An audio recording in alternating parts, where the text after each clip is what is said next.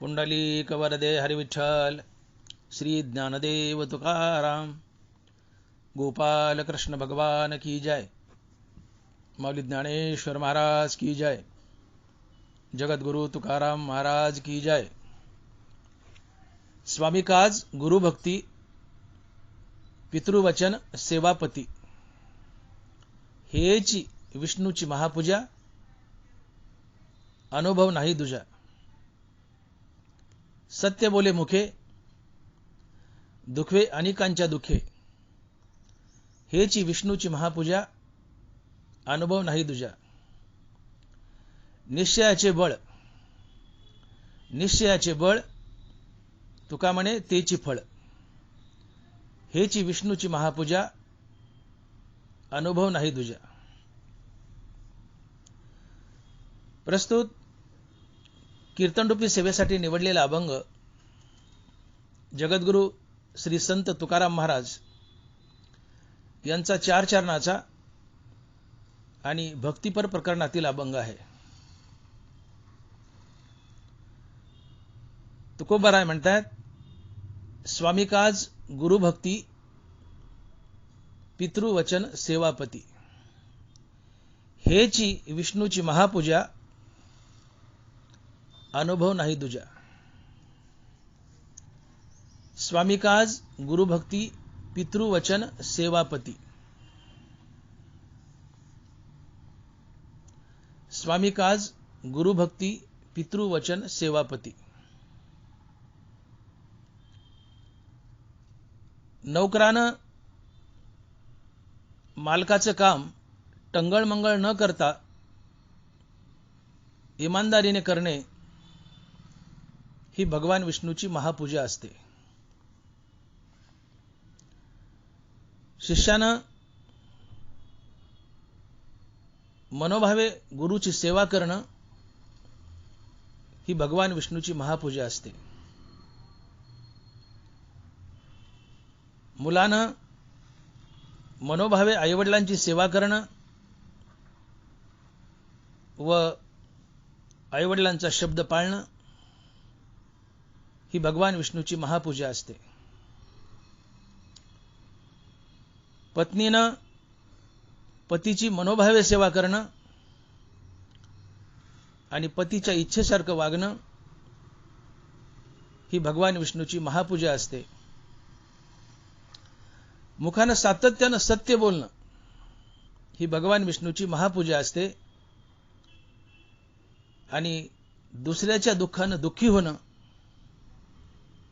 आणि त्याला मदत करणं ही भगवान विष्णूची महापूजा असते।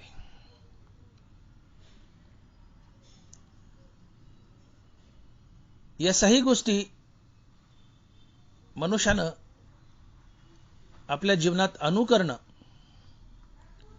म्हणजेच भगवान विष्णूची महापूजा असते। आणि हेच तुकोबाराय अभंगाच्या पहिल्या आणि दुसऱ्या चरणात सांगतायत आणि महाराज लिहितायत की स्वामी काज गुरुभक्ती, पितृवचन सेवापती, हेच विष्णूची महापूजा, अनुभव नाही दुजा।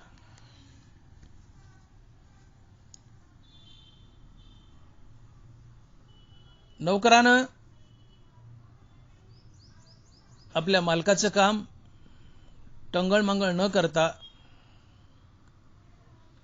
इमानदारीनं पार पाडावं।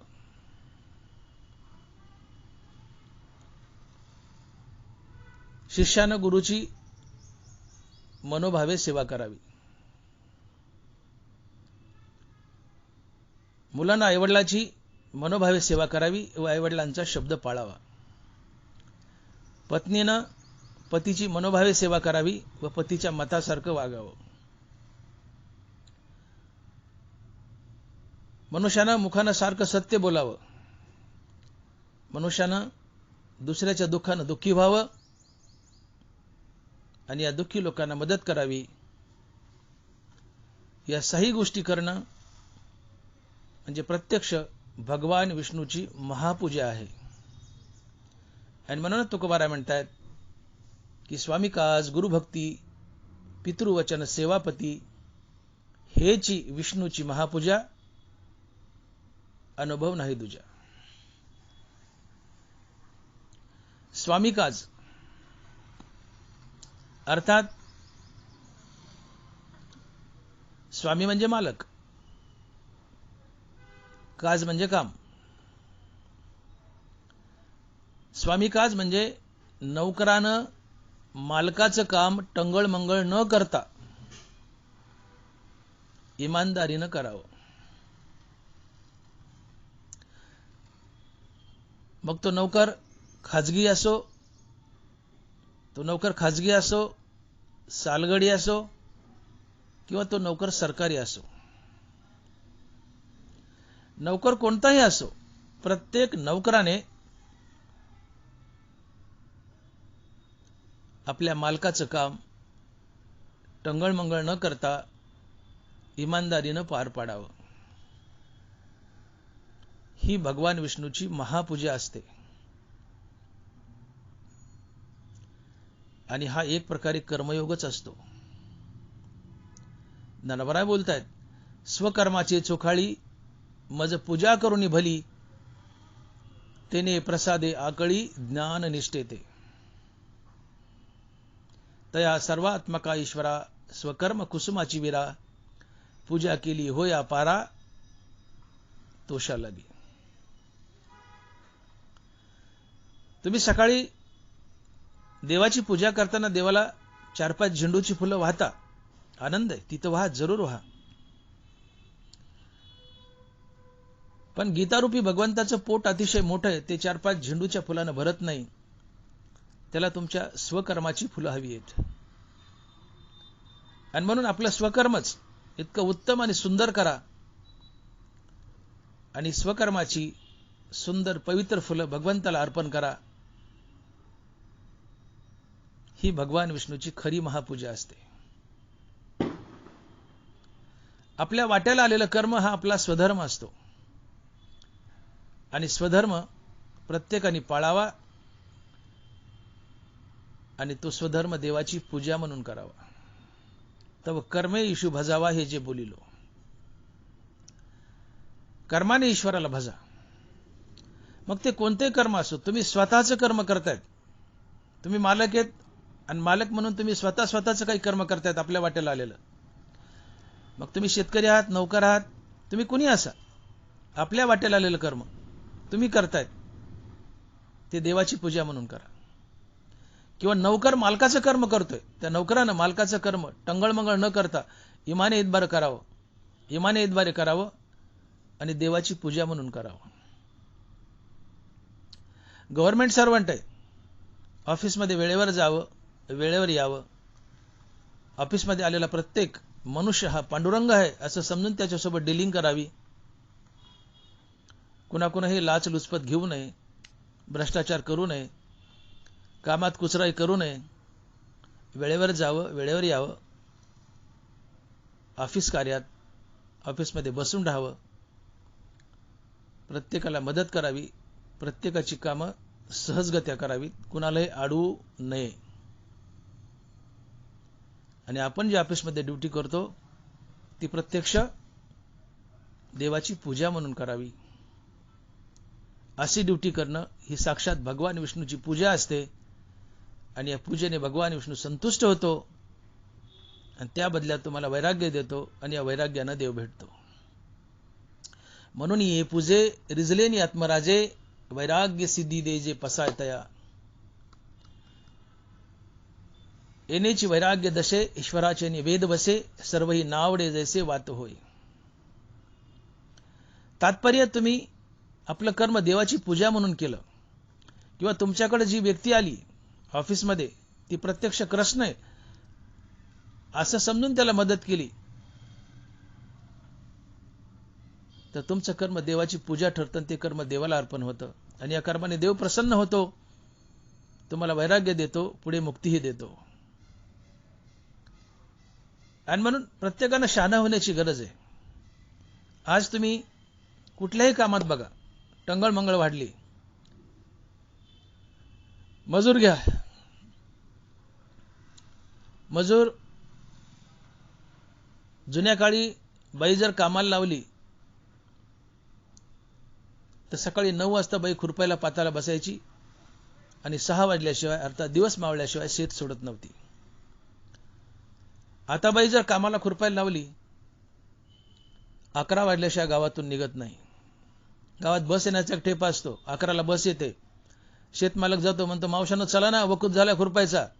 बाई म्हणते मामा अजून बस आली नाही. बस आल्यावर निघून, बस येते 11ला. मी म्हणतो एखाद्या दिवशी बस फेल झाली, आणि बस जर 2 वाजता गावात आली तर बाई तू काय 2 वाजता खुरपायला जाते का? 2 वाजता खुरपायला जाते? 11 वाजता बाई गावातून निघते, 11:30ला शेतात जाते. इकडे तिकडे करूस तर टोपले मातीत पुरून ठेवस तर कुत्रे खातात भाकरी म्हणून टोपले मातीत पुरून ठेवस तर काष्टा घालूस तर कसे 12 वाजतात. 12ला बाई पाताला बसते. 1 वाजले झाली दुपार.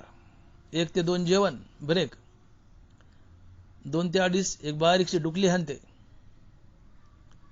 दुपारून कशाबशा 2 पाता लावते. 5:30 वाजले की बाई गावाकडे निघते. त्यामध्ये 1 डोळस पाणी प्यायचा लगवीचा ठेपा असतो. 5:30 वाजले की बाई गावाकडे निघते. मालक म्हणता का मावशी कासरावरच राहिलं ना 10 फूट तेवढं घेणं खुरपून. नाही म्हणते मामा तुमचं शेत लय लांबणीच आहे, घरी जायला अंधार पडतो. मी म्हणतो थोडा अंधार पडला तर बाई तुला काय वाटात लांडगा खातो काय? तुला वाटात काय लांडगा खातो काय? पण नाही, ती 5:30ला शेत सोडणार म्हणजे सोडणारच. शेतकरी रडकुंडीला आलाय. मजुरांनी शेतकऱ्याला मालकाला परेशान केलंय. शेती नकोशी झालीय. मजुरी वाढली आणि कामात टंगळमंगळ. ही कामातली टंगळमंगळ हा दोष आहे, हे पाप आहे. आपलं काम टंगळमंगळ न करता इमानदारीनं पार पाडा. मग ते स्वतःचा असो किंवा परक्या मालकाचा असो. कुठल्याही मालकाचं काम करत असाल ते इमानदारीनं करा, टंगळमंगळ न करता करा. हे इमानदारीनं आणि टंगळमंगळ न करता केलेलं काम हे प्रत्यक्ष भगवान विष्णूची महापूजा असते. ते व्हायला जात नाही. तुम्ही इमानदारीने केलेलं कर्म, टंगळमंगळ न करता केलेलं कर्म भगवंताची पूजा असते. आणि म्हणून सरकारी कर्मचारी असो, खाजगी नोकर असो, मजूर असो, आपल्या कामात टंगळमंगळ कुचराई करू नका. कोणी असो, कुठलाही नोकरदार असो किंवा कुठला खाजगी नोकर असो. सरकारी नोकरानं त्याच्या दप्तरातलं, खाजगी नोकरानं त्याच्या मालकाचं काम टंगळमंगळ न करता इमानदारीनं करावं, देवाची पूजा म्हणून करावं. हे काम प्रत्यक्ष भगवान विष्णूची पूजा असते. या पूजेने भगवान विष्णू प्रसन्न होतात, तुम्हाला वैराग्य देतात, पुढे मोक्षही देतात. आपलं कर्म देवाची पूजा म्हणून करा.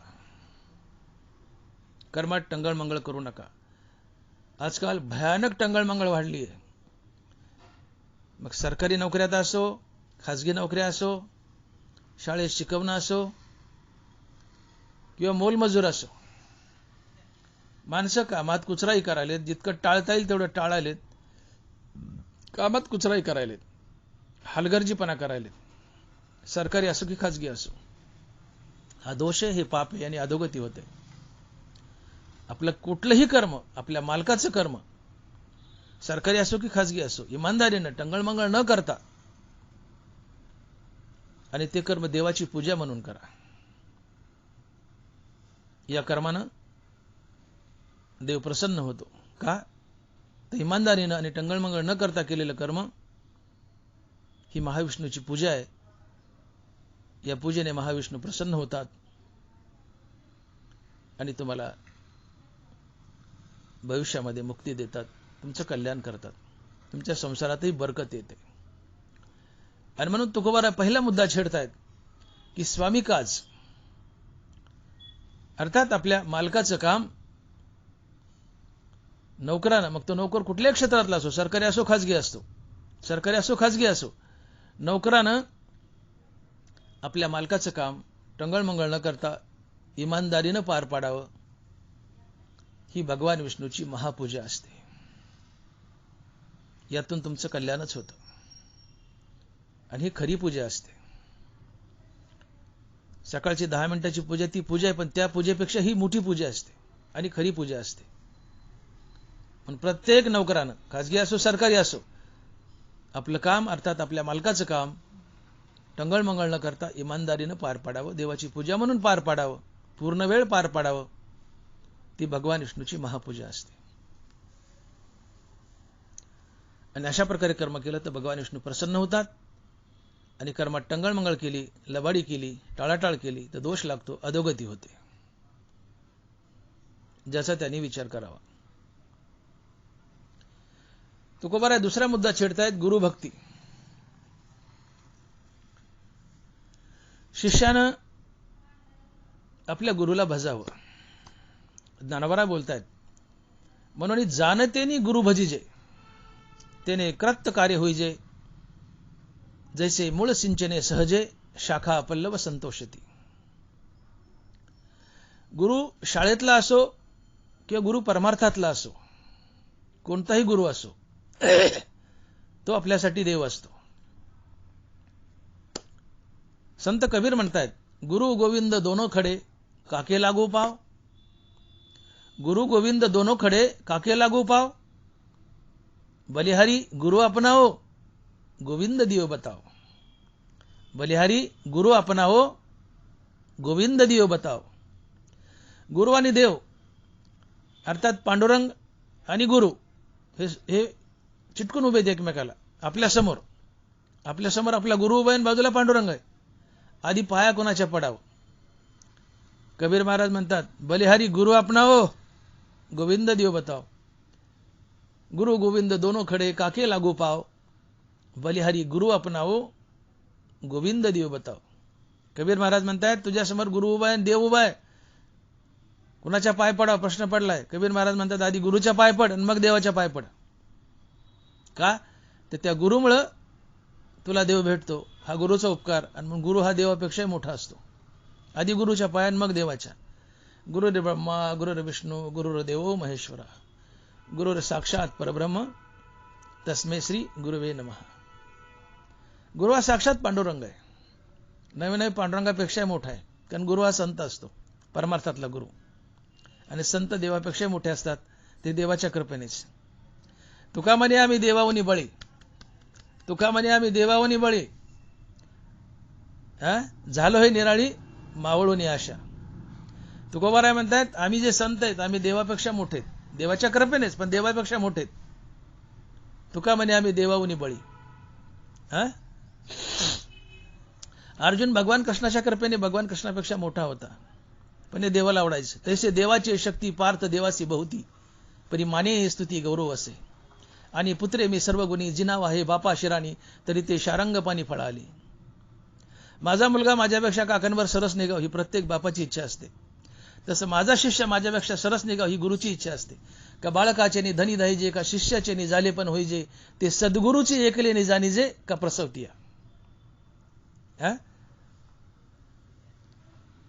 लहान बाळ रडायलंय, आईने स्तनपान केलंय, ते खेळायला लागले, पोट भरले बाळाचं, पण संतुष्ट आई झालीय. तसं शिष्य आपल्यापेक्षा वरचढ निघालाय, संतुष्ट गुरु होतो. बाळकाचे धनी धाईजे, का शिष्याचे झाले पण होईजे, ते सद्गुरूची एकले जाणीजे का प्रसवतीया. माझा मुलगा माझ्यापेक्षा सरस निघाव, आणि निघला बापापेक्षा मुलगा सरस, बाप खुश होतो. शिष्य गुरुपेक्षा मोठा निघला, गुरु खुश होतो. गुरु हा देवापेक्षा मोठा असतो. परमार्थातला गुरु श्रीगुरु, परमार्थातल्या गुरुला श्रीगुरु म्हणतात, सद्गुरु म्हणतात. आणि म्हणून आधी गुरुचं दर्शन आणि मग देवाचं दर्शन. आणि म्हणून ज्ञानोबा आम्हाला इशारा करतायत की म्हणून जाणतेनी गुरु भजिजे तेने कृत कार्य होईजे, जसे मूळ सिंचने सहजे शाखा पल्लव संतोषिते. गुरु हा शालेय असो किंवा परमार्थिक असो, गुरु दिसला पटकन त्याच्या पाय पडावं. मग तो पहिलीचा गुरु असला तरी चालतं, प्राथमिक शाळेतला कुठलाही गुरु भेटला की आपण त्याच्या पाय पडावं, त्याचा कृपा आशीर्वाद घ्यावा. का तर जाणतेने गुरु भजिजे तेने कृत कार्य होईजे. गुरुच्या आशीर्वादानं तुमचं कार्य पूर्णत्वास जातं, जीवन कृत अर्थात धन्य होतं. त्या कर्णाला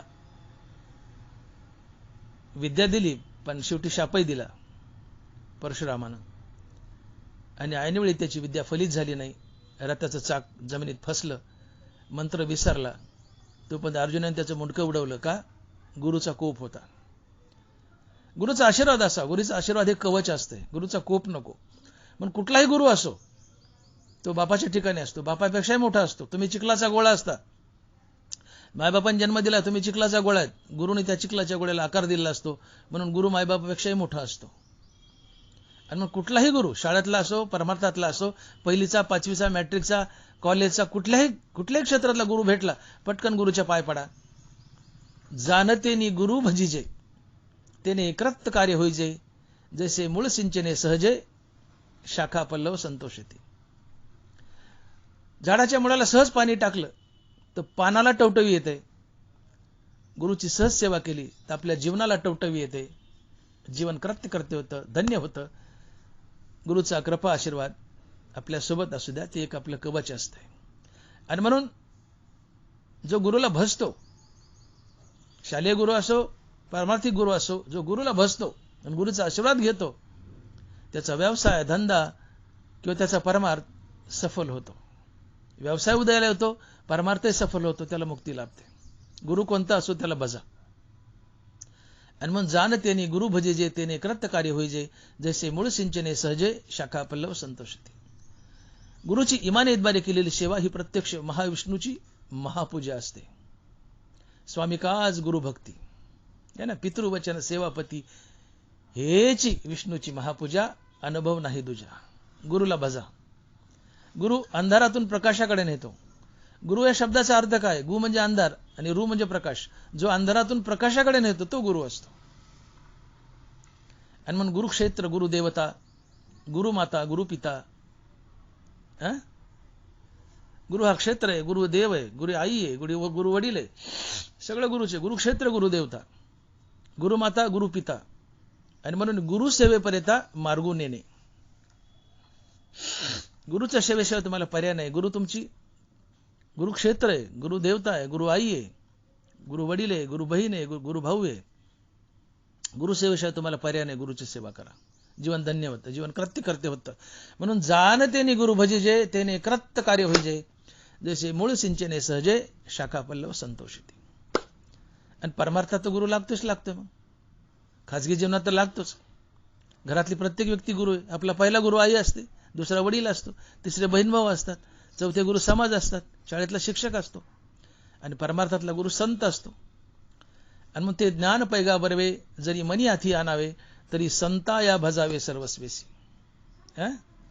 है ना, ते ज्ञानाचा कुरुठा, ते तर सेवा हाची दारवंटा, स्वाधीन करी सुबटा ओळगोनी. बरोबर. आणि मग तनु म्हणू जीवे, चरणाशी लागावे, अगर्वता करावे दास्य सकळ. मग अपेक्षित आपुले, तेही किर सांगतील पुसले, मग अंतकरण बोधले, संकल्पा नाही. ज्ञानोबा या 4 वयातून सांगतात की आपण आपल्या श्रीगुरूची जर सेवा केली, इमाने इतबारे मनोभावसित सेवा केली, तर ते तुम्हाला आत्मज्ञान देतात, मुक्त करतात, जीवन धन्य होतं. आता गुरुची सेवा म्हणजे आपल्याकडे फार मोठ्या गमती झाल्यात. परमार्थात काही लोकांकडे महाराज लोक येतात, आणि महाराज लोक आले की त्यांचा एक व्हॉट्सअपवर ग्रुप असतो 400-500 लोकांचा. फटकन मेसेज जातो सगळ्यांना ग्रुपवर, भरा भरा भरा भरा भरा भरा. त्या 4-5ले कमीत कमी 4-5ले कमीत कमी 200-300 तरी गोळा होतात. सगळे नाही आले तरी निम्मे अर्धे येतात. आणि आले की त्या गुरुची सेवा करायची म्हणून त्या गुरुच्या अंगावर तुटून पडतात. कोणी खांदे दाबतं, कोणी कंबर, कोणी पाठ, कोणी पाय, कोणी डोकं, कचा कचा कचा कचा कचा दाबून त्या गुरुचं अंग खिळखिळ करतात. त्या महाराजाचं कचा कचा दाबतात. का तर त्यांना वाटतं गुरुची सेवा केली म्हणजे अंग दाबणं म्हणजे गुरुची सेवा आहे, अंग दाबणं गुरुची सेवा आहे, म्हणून कचा कचा दाबतात, त्याचा अंगाचा खिळा करतात. ठीक आहे, सेवेचं अंग असेल हे बी, पण असं कचा कचा दाबणं म्हणजे गुरुसेवा नाही हो. गुरुने जो मंत्र दिलाय रामकृष्ण हरिनामाचा, त्याचा सातत्यानं जाप करा, ही खरी गुरुची सेवा आहे. तुम्ही तुमचं आचरण शुद्ध ठेवा, हा गुरुने मंत्र दिलाय, ही गुरुची खरी सेवा आहे.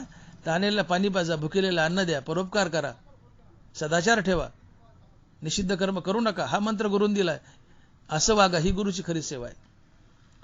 पण आम्ही यातलं काही पाळत नाहीत. फक्त गुरुला कचा कचा कचा कचा दाबतो, त्याचा भुगा करतो, आणि का तर झाली गुरुसेवा. असं नाही.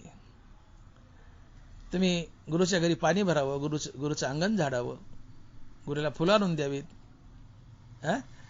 चंदन जसं श्रीखंड करायचा, भगवान कृष्ण आता श्रीखंड करायचा नाथ महाराजच्या घरी, गंध उघडून द्यावं आणि मग हलक्या हाताने नाथ महाराजाचे पाय दाबत श्रीखंडेने. तसं दाबाला गुरुचे पाय, हरकत नाही, ते सेवाचे. पण कचा कचा मोहळ पडल्यासारखं तुटून पडू नका ना, खिळखिळे होतील ना हाडकं. विनोदाचा भाग सोडा, पण असं घडतं, पाहिलंय मी, असं घडतं, असं करू नका. तात्पर्य, गुरु जसा आदेश देईल, जसं सांगेल तसं वागा, जो मंत्र देईल तो जपा, नीतिमूल्य पाळा, समाजाची सेवा करा आणि सोबत गुरुची सेवा करा. ही गुरुसेवा असते. आणि मग श्री गुरुचे उच्चिष्टे लाहे जरी अवचटे, तिने लाभे बिठे समाधीसी. श्री गुरुची सेवा किती मोठी. श्री गुरुचे उच्चिष्टे, आता श्री गुरुचे उच्चिष्टे म्हणजे त्यांच्या तोंडातलं उष्ट खाणं नाही, त्यांच्या तोंडातून निघालेला गुरुमंत्र. श्री गुरुचे उच्चिष्टे, जसं जगाला उष्ट म्हटलेलं आहे. कशामुळं? व्यासचिष्ट जगत्रय. व्यासाच्या तोंडातून सगळे चौवेद जाणं, साईशास्त्र कारण, 18 पुराणे, हरिगाती, हरिशिगाती, हे सगळं व्यास उच्चिष्ट आहे, अर्थात व्यासाच्या तोंडातून निघाले. आणि मग श्रीगुरूचं उच्चिष्ट काय? व्यासाच्या तोंडातून सगळं शास्त्र निघालं, मग ते व्यासोच्चिष्ट आहे. म्हणता बी आहे ना, ते व्यासोच्चिष्ट आहे, व्यासाचं उष्ट आहे. म्हणजे व्यासाचं उष्ट अन्न खा असा अर्थ नाही. व्यासाच्या मुखातून निघालेलं शास्त्र अनुकरण करा. तसं श्रीगुरूच्या मुखातून निघालेला शब्द अनुकरणात आणा. हे श्रीगुरूचं उष्ट असते. श्रीगुरूचे उच्चिष्टे जरी लाहे अवचटे, तेने लाभे बिठे समाधीसी.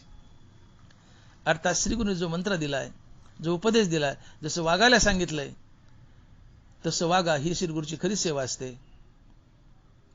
आणि त्यासोबत गुरुचं अंगण झाडा, पाणी भरा, कौटुंबिक काय करता येईल तेवढी सेवा करा, परमार्थिक ज्या गाईडलाईन दिल्यात ते तसे वागा, ही श्रीगुरूची सेवा असते. आणि अशी मनोभावे जो शालेय गुरु किंवा परमार्थिक गुरु दोन्हीचीही मनोभावे सेवा करतो, ती भगवान विष्णूची महापूजा असते. तुमचं जीवन धन्य होतं. भगवान विष्णू प्रसन्न होतात, पुढे तुम्हाला मुक्ती देतात, संसारात बरकती देतात. म्हणून स्वामी काज गुरुभक्ती. तिसरं सांगितलंय पितृवचन. पितृवचन, आई वडिलाचा शब्द पाळा. मनोभावे सेवा तर करा, पण आई वडिलाचा शब्द पाळा. वडिलापेक्षा आईच्या शब्दाला फार महत्व आहे. वचन म्हणजे शब्द. आई वडिलाचा शब्द पाळणे म्हणजे पितृवचन आहे. ज्ञानोबराय म्हणतायत, अवज्ञा आणि कामना मातेच्या ठाई अर्जुना, किली या दोन्ही पतना हेतू होती. उभी नीट ऐका. अवज्ञा आणि कामना मातेच्या ठाई अर्जुना, किली या दोन्ही पतना हेतू होती. अवज्ञा आणि कामना, आईची आज्ञा जर मोडी, अवज्ञा म्हणजे आज्ञा मोडणं, आईची आज्ञा जर मोडी तर तो मनुष्य सरळ सरळ नरकाला जातो. दोन्हीही पतना हेतू होती. कामना तर सोडून द्या, फार पुढचा भाग झाला तो, पण नुसती अवज्ञा एवढंच घ्या.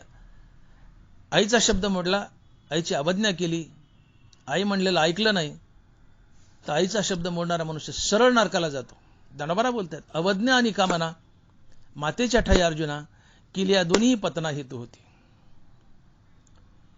आणि म्हणून आईचा शब्द पाळा, बापाचाही पाळा, आईला जास्त महत्व दिलंय. आणि म्हणून पितृवचन पाळा, ही भगवान विष्णूची महापूजा असते. आणि म्हणून सकळ तीर्थाचे धुरे जिये का माता पितरे, तया सेवेशी कीळ शरीरे लोन कीजे. आई वडील हे तीर्थाचेही तीर्थ आहे. तया सेवेशी कीर शरीरे लोन कीजे. लोन म्हणजे मीठ. जसं मीठ आपण वळून टाकतो, तसं आपला जीव आई वडिलावरून वळून टाका. त्यांची मनोभावे सेवा करा, त्यांची हेळसांड करू नका. तुका म्हणे मायबापे अवघी देवाचीच रूपे. तुका म्हणे मायबापे अवघी देवाचीच रूपे. मायबाप हे प्रत्यक्ष पांडुरंगाचं रूप आहे. मायबापाची सेवा ही प्रत्यक्ष पांडुरंगाची सेवा आहे. पिता स्वयंमेव नारायण, माता प्रत्यक्ष लक्ष्मी जाण. ऐसे जाणवणी ज्याचे भजन, सुपुत्र जाणतो जगी. जो आईवडिलाला प्रत्यक्ष लक्ष्मी नारायण समजून त्यांची सेवा करतो, तो सुपुत्र असतो. आणि त्या घरात प्रत्यक्ष आईवडिलाच्या रूपात लक्ष्मी नारायण नांदत असतात. आणि ज्या घरात लक्ष्मी नारायण नांदतायत तिथं कशाचीच कमी नसते, बरकतच बरकत असते. संसारात बरकत, आणि परमार्थातही तुमची घोडदौड असते, पुढे तुम्हाला देवही भेटतो आईवडिलाच्या सेवेने. का तर पुंडलिकाने एका आईवडिलाच्या सेवेने पांडुरंगाला विटेवर बांधले. काय केलं पुंडलिकाने वेगळं? आईवडिलाची सेवा. कार्य पुंड्या मातालासी उभे केले विठ्ठलासी, ऐसा कैसा रे धीठ, मागे भिरकावलीस वीठ. तुकोबराय म्हणतात कार्य पुंड्या मातला, मजेने म्हणतात पुंडलिकाला की प्रत्यक्ष सावळ्या परब्रह्म आले, भगवान कृष्ण आलेत, आणि तू कशाने मातला म्हणले. कार्य भिरकावलीस वीठ, वीट भिरकावली उभा राहा म्हणले त्याच्यावर. पुंडलिक म्हणतो देवा तुझंच ब्रीद आहे, आईवडिलाची सेवा ही प्रत्यक्ष पांडुरंगाची सेवा किंवा कृष्णाची सेवा आहे. तेव्हा पांडुरंग स्थापनही नव्हता झाला. आईवडिलाची सेवा ही प्रत्यक्ष देवाची सेवा आहे, कृष्णाची सेवा आहे. मग आईवडिलाची सेवा करू दे, नंतर तू, आधी आईवडील नंतर तू, कारण आईवडिलाच्या रूपात तूच आहे. आणि मग कार्य पुंड्या मातालासी उभे केले विठ्ठलासी, ऐसा कैसा रे धीठ, मागे भिरकावलीस वीठ. तिथं उभा राहा म्हणले, कमरेवर हात देऊन माझी पूजा होऊ दे, माझी आईवडिलाची सेवा होऊ दे, मग तुला बोलेल. अर्थात आईवडिलाची सेवा ही देवाच्याही सेवेपेक्षा मोठी आहे. आणि म्हणून आईवडिलाची सेवा टाळून देवाची सेवा केली तर देव म्हणतो मला लाथा हाणल्यागत दुःख होतं. आधी संतांची सेवा करा, आईवडिलाची सेवा करा, मग माझी सेवा करा. आणि संतांना आईवडिलाची सेवा नाही केली तर मला लाथा हाणल्यागत दुःख होतं. संत सेवा न करिता माझी सेवा करी सर्वथा, तेने मज हानीतल्या लाथा की माझ्या घाता प्रवर्तला. आणि म्हणून आईवडील देवाच्याही पुढचे, त्यांची सेवा करा, त्यांची हिळसांड करू नका. जो आईवडिलाची हिळसांड करतो, त्यांना अन्न पाण्याला तिष्ठवतो, त्यांचा तिटकारा करतो, त्याला संसारात बरकत येत नाही. देव तर भेटत नाही, पण संसारात बरकत येत नाही, तो भिकायला लागतो. एकदा एका मुलानं काय केलं, असेच आईवडील म्हातारे झाले, बायकोच्या म्हणण्यावरून किंवा स्वतः 150 आणा होता, आईवडिलाची हिळसांड करायचा, तोंड टाकून बोलायचा, अन्न पाण्याला तिष्ठवायचा. एका गोठ्यात आईवडिलाला ठेवलं आणि म्हाताऱ्याकडे घंटी देऊन टाकली. म्हणले बाबा ही घंटी वाजवत जा, भूक लागलं की मी अन्न पाणी आणून देत जाईल. हा क्रम बरेच दिवस चालला. म्हाताऱ्याने घंटी वाजवा, पोराने अन्न पाणी नेऊन द्यावा. एक दिवशी असं झालं की त्या म्हाताऱ्याने घंटीच नाही वाजवली. सकाळ झाली, दुपार झाली, घंटीच वाजना.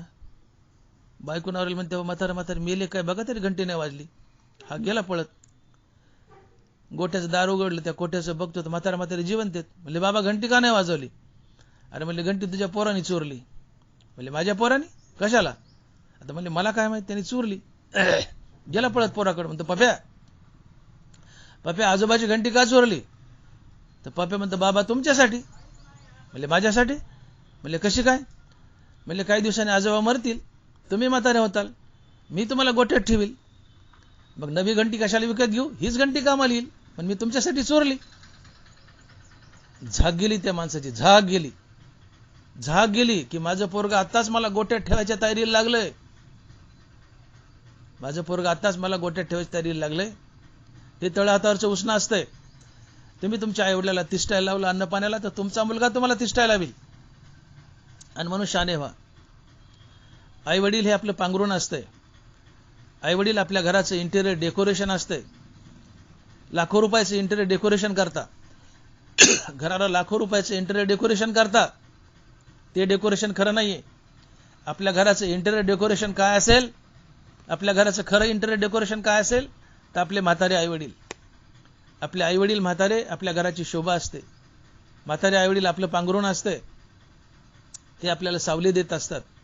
एकदा एक मनुष्य झाडाखालून चालत होता आणि पिकलेली पानं झाडावरून खाली गळून पडली होती. त्या पानाला बुटाने कचा कचा तुडीत होता. त्या पानातून आवाज आला, ए माणसा, आम्हाला बुटाखाली तुडू नकोस. एकेकाळी आम्ही हिरवे होतो, झाडावर होतो, तुला सावली देत होतो, पण आता पिकून खाली पडलेत, म्हणून आम्हाला पायाने तुडू नकोस. तसे एकेकाळी आमचे आईवडीलही त्या पाण्यासारखे हिरवे होते, त्या पानासारखे हिरवे होते, आम्हाला सावली देत होते. आता पिकलेत, गळून पडलेत, त्यांनाही बुटाखाली तुडू नका. आईवडिलाची हिळसांड करू नका. तुका म्हणे मायबापे अवघी देवाचीच रूपे, अवघी देवाचीच रूपे. आईवडिलाचा पोतारा करू नका. तुम्ही आईवडिलाचा पोतारा केला आणि कोपऱ्यात फेकलं तर भविष्यात तुमचा मुलगाही तुमचा पोतारा करेल आणि तुम्हाला कोपऱ्यात फेकेल. आणि म्हणून आपल्या मुलांना आपल्याला नीट सांभाळावं. यासाठी तुम्ही तुमच्या आईवडिलांना नीट सांभाळा. अदरवाईज तळहातावरचं ऊस नाही तुम्हाला फेडावं लागेल. आणि म्हणून आपली मुलं किती मोठी ऑफिसर झालेत, किती पैसे कमावतात हे पाहण्यापेक्षा आपला मुलगा मुखानं रामकृष्ण हरी भजन करतो का, आपला मुलगा ज्ञानेश्वरी गाथा वाचतो का, याकडे जास्त लक्ष द्या. तो लक्षाधीश झालाय, कोट्याधीश झालाय, पण अमेरिकेत गेलाय, इंग्लंडला गेलाय, मौतीला येत नाही, सावडाला येत नाही, 10वीला नाही, 13वीला नाही, आला तर दोघं असले तर बारी बारीने येतात, त्यात येत बी नाहीत. चुलत भावाला म्हणतात उरकून टाक, आम्हाला वेळ नाही, चुलत भाऊ उरकून टाकतो. आज ही परिस्थिती डोळ्यानं पाहतोय आपण.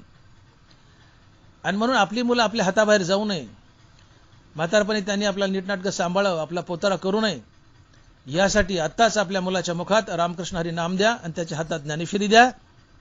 अन्यथा तुम्हाला कोपऱ्यातला पोताराच बनावा लागेल, पोताराच बनावा लागेल. तो मुलगा तुमच्या मौतीला यायचा नाही, ना 10व्याला यायचा नाही, चुलत भावाला उरकून टाक म्हणेल.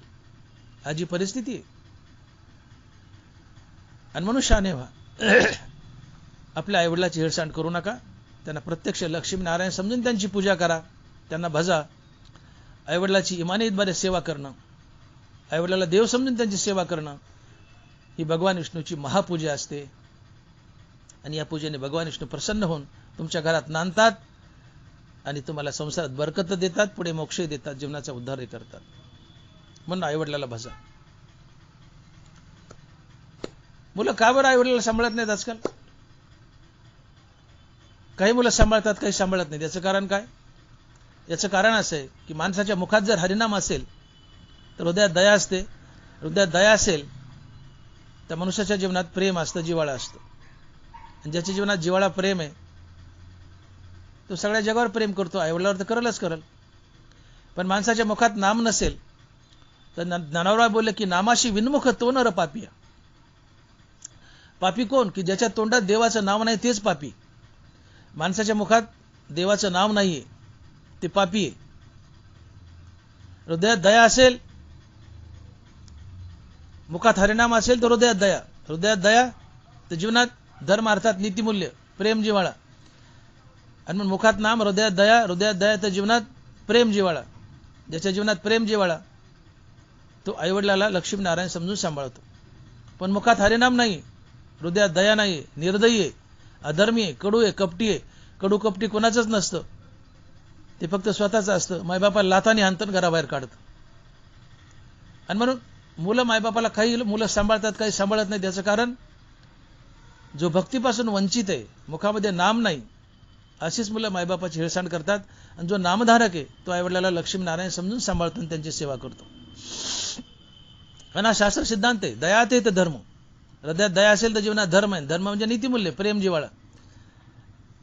आणि भक्तीचे देवर्म जयाचे हाती, तया घरी शांती क्षमा दया. ज्याच्या जीवनात भक्ती त्याच्या जीवनात शांती क्षमा दया आहे. अर्थात मुखामध्ये हरिनाम तर हृदयात दया. हृदयात दया तर जीवनात धर्म अर्थात प्रेम. आणि ज्याच्या जीवनात प्रेम आहे तो सगळ्या जगावर प्रेम करतो भरभरून, आईवडिलावर तर करलच करल. आणि ज्याच्या मुखात हरिनाम नाही, त्याच्या हृदयात दया नाही, ते निर्दयी आहे, निर्दयी, अधर्मी, कडू आहे, कपटी आहे. ते कुणाचंच नसतंय. ते जगाला त्रास देतं, आईवडिलाला त्रास देतं, घराच्या बाहेर काढतं, अन्न पाण्याला तिष्ठ होतं, त्यांचा पोतारा करतो, कोपऱ्यात फेकून देतं.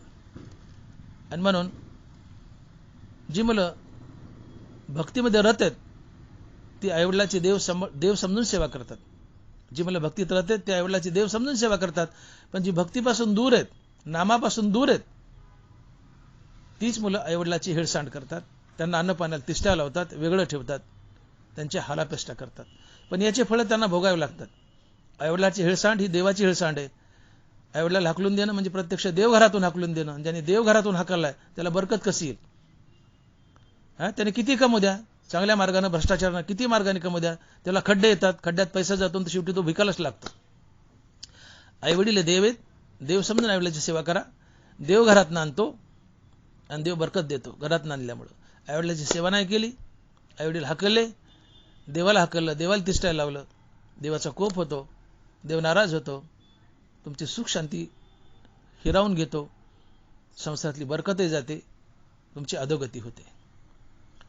आणि म्हणून आईवडिलाची लक्ष्मी नारायण समजून सेवा करा आणि त्यांचा शब्द मोडू नका. प्रत्येक शब्द पाळा. आईवडिलाची देव समजून सेवा करणं, आणि आईवडिलाचा शब्द पाळणं ही भगवान विष्णूची महापूजा आहे. आणि म्हणून स्वामी काज, गुरुभक्ती, पितृवचन आणि शेवटचं सेवापती. सेवापती, पतीची सेवा.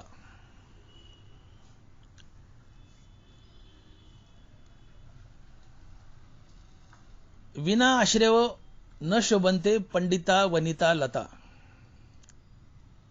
3 गोष्टी अशा आहेत की त्या आश्रयाशिवाय शोभून दिसत नाहीत. विना आश्रय न शोभन्ते पंडिता वनिता लता. पंडित म्हणजे राजपुरोहित, लता म्हणजे वेल, आणि वनिता म्हणजे पत्नी, स्त्री. या 3 गोष्टी, पंडित, वेल आणि पत्नी, स्त्री, या 3 गोष्टी आश्रयाशिवाय शोभून दिसत नाहीत. हा शास्त्र सिद्धांत आहे. विना आश्रय न शोभन्ते पंडिता वनिता लता. पंडित, राजपुरोहित राजाच्या आश्रयाशिवाय शोभून दिसत नाही. वेल मेडीच्या किंवा खांब्याच्या आश्रयाशिवाय शोभून दिसत नाही. वेल जमिनीवर किती पसरली तिला शोभा नाही, ती वरच जावी मेडीवर, खांबावर, शोभून दिसते आणि जगते. आधाराशिवाय वेलीला जगता येत नाही. आणि पत्नी, पतीशिवाय शोभून दिसत नाही. पतीच्या आधाराशिवाय नीट नाटकं जगू शकत नाही. आणि म्हणून ज्ञानोबा म्हणतात की भ्रतारेहीन वनिता उपहती पावे सर्वथा, तैसी दशा हे जीविता स्वधर्मे विना. भ्रतारेहीन वनिता उपहती पावे सर्वथा. राजपुरोहित राजाच्या आश्रयाशिवाय शोभून दिसत नाही, जगू शकत नाही. वेल खांब्याच्या मेडीच्या आश्रयाशिवाय शोभून दिसत नाही, जगू शकत नाही. पत्नी पतीच्या आधाराशिवाय शोभून दिसत नाही, जगू शकत नाही. आणि म्हणून असं म्हटलं की विना आश्रयो न शोभन्ते पंडिता वनिता लता. पत्नी ही पतीच्या आश्रयाने शोभून दिसते आणि नीट नाटकी जगू शकते. आणि जर बाईला पती नसेल किंवा टाकून दिली किंवा नवरा मेला, कुठल्या कारणामुळे तिला पती नाहीये, तर ज्ञानोबा म्हणतात की भ्रतारेहीन वनिता उपहती पावे सर्वथा. पतिविरहित पत्नी ही लाथाचा चेंडू असते. नवऱ्याने बाई टाकली, नवऱ्याने बायको टाकली, किंवा बाई नवऱ्याला सोडून आली, किंवा दुर्दैव नवरा मरण पाडला, दुर्दैव नवरा मरण पावलाय, अशी बाई माहेरी गेली तर ती लाथाचा चेंडू असते. भावजाईने कुचकुच करावं, भावाने कुचकुच करावं, आधार असतो फक्त मायबापाचा, पण मायबाप किती दिवस जगणार आहे, ते निघून जातात.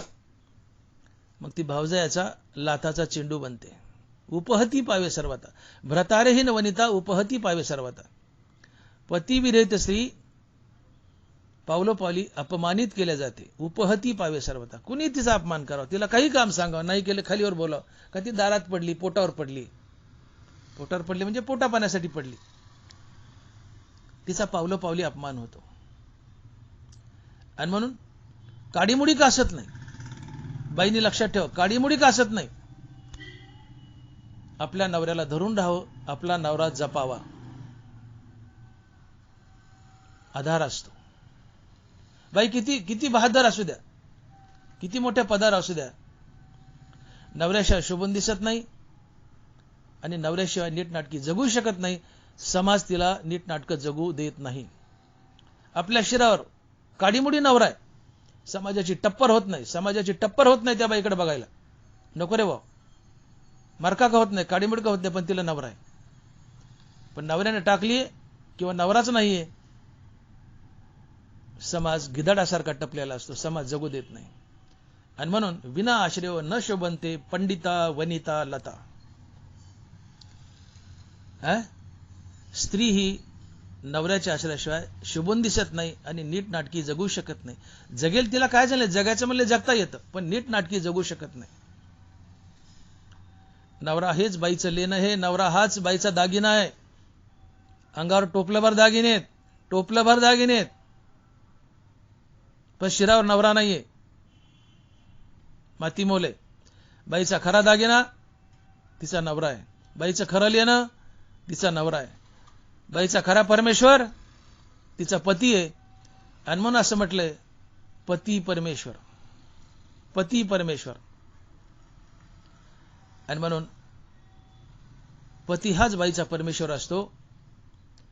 तिला वेगळ्या तीर्थाला जायची गरज नसते. शास्त्रानं बाईसाठी फार सोपं केलंय. ज्ञानोबा बोलतायत, पतीचे मता अनुसरोनी पतिव्रता अनायासे आत्महिता भेटेची ते. ओवी नीट ऐका ज्ञानोबराची. पतीचे मता अनुसरोनी पतिव्रता अनायासे आत्महिता भेटेची ते. पतिव्रता बाई ही मोक्षाची अधिकारी असते. ज्ञानोबा बोलतात की पतीचे मता अनुसरोनी पतिव्रता अनायासे आत्महिता भेटेची ते. पतिव्रता बाई ही मोक्षाची अधिकारी असते. मग पतिव्रता नेमकं म्हणायचं कुणाला? तर ज्ञानोबा व्याख्या सांगतात, पतीचे मता अनुसरोनी पतिव्रता.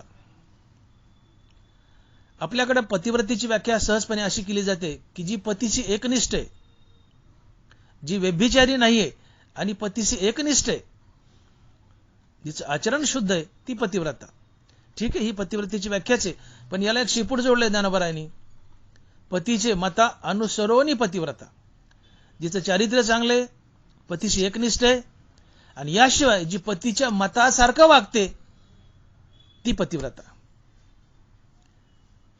आचरण चारित्र्य तर शुद्ध आहे, असायलाच पाहिजे, अन्यथा ती बाईच नाही. आचरण शुद्ध आहे, चारित्र्यवान आहे, पतीशी एकनिष्ठ आहे, पण या जोडीला पतीच्या इच्छेसारखं वागते, तिला पतिव्रता म्हणतात ज्ञानोबा. आणि म्हणून माऊली लिहितायत की पतीचे मता अनुसरोनी पतिव्रता अनायासे आत्महिता भेटेची ते.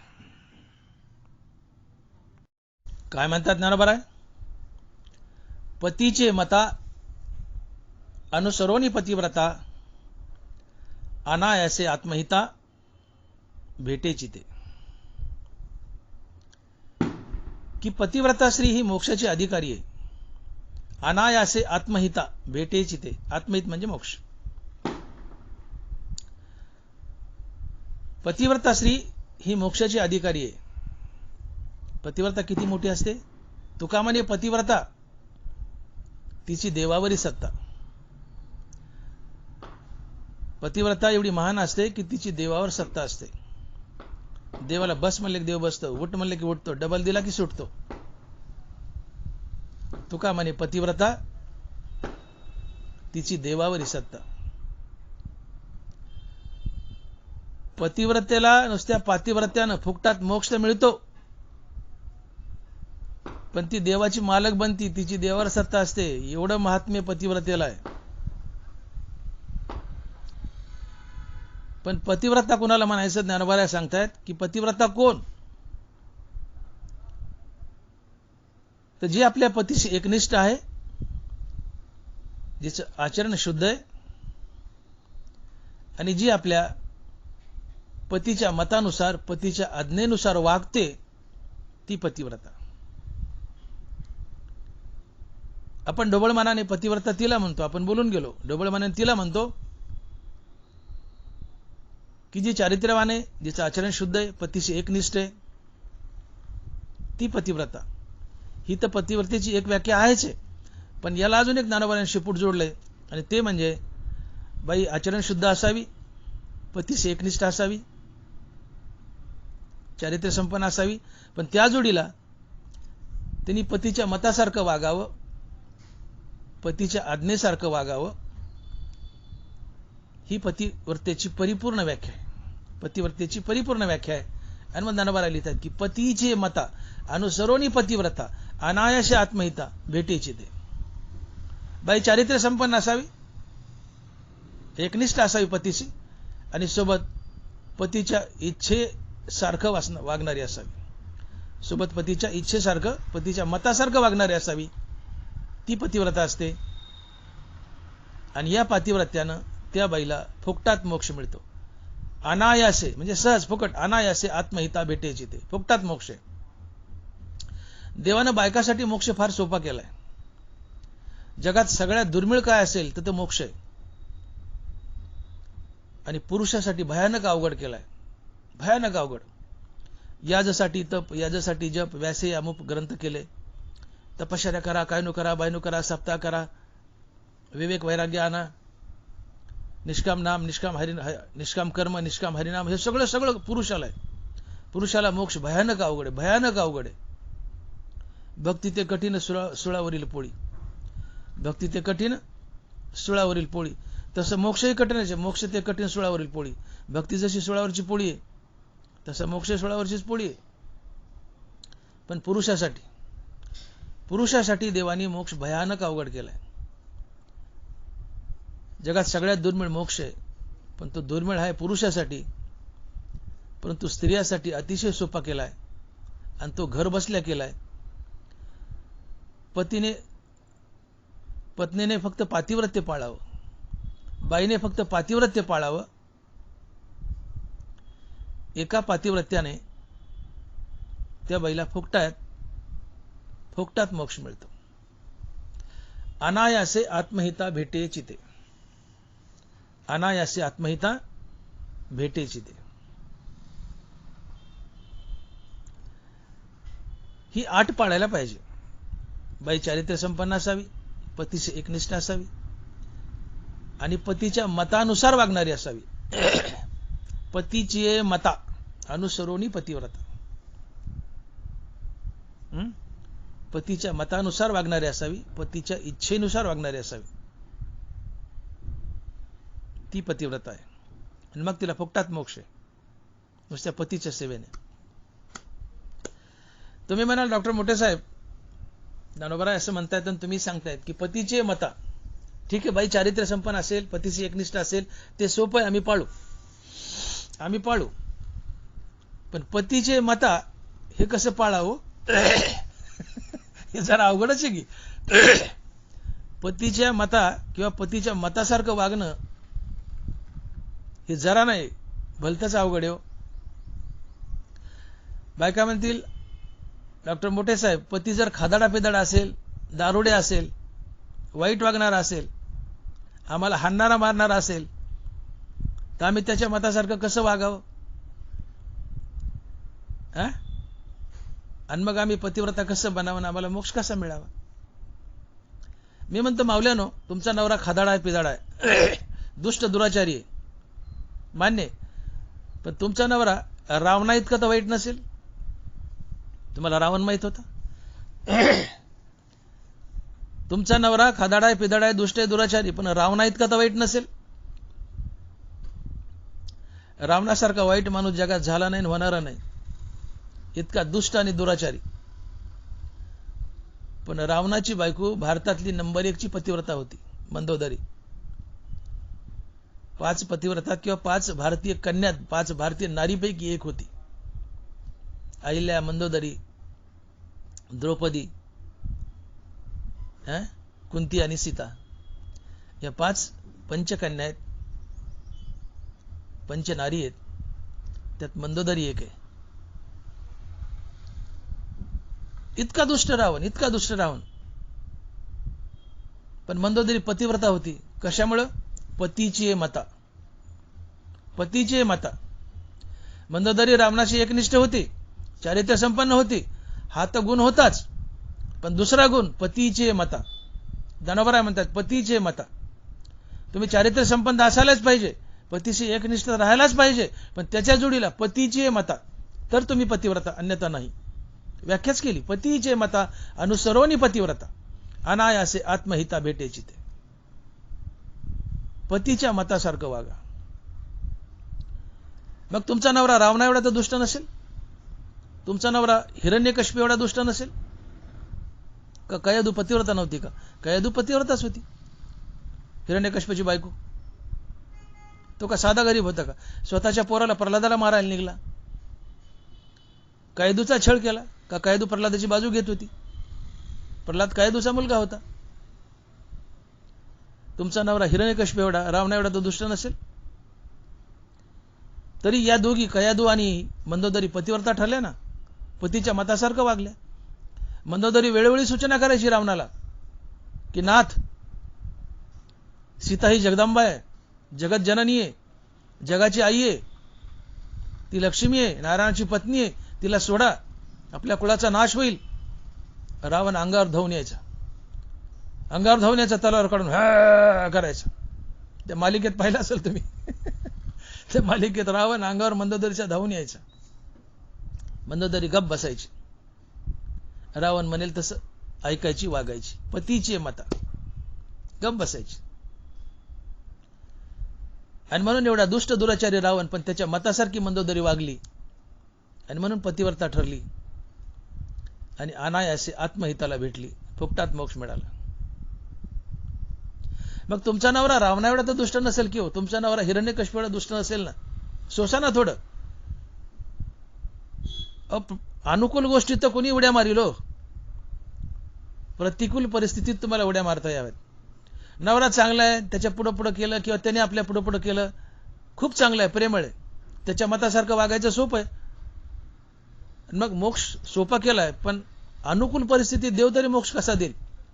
सोपा केलाय, पण प्रतिकूल परिस्थितीत देव मोक्ष देईल. नवऱ्याच्या सेवेने किंवा नवऱ्याच्या मतानुसार वागल्याने मोक्ष मिळतोय ना.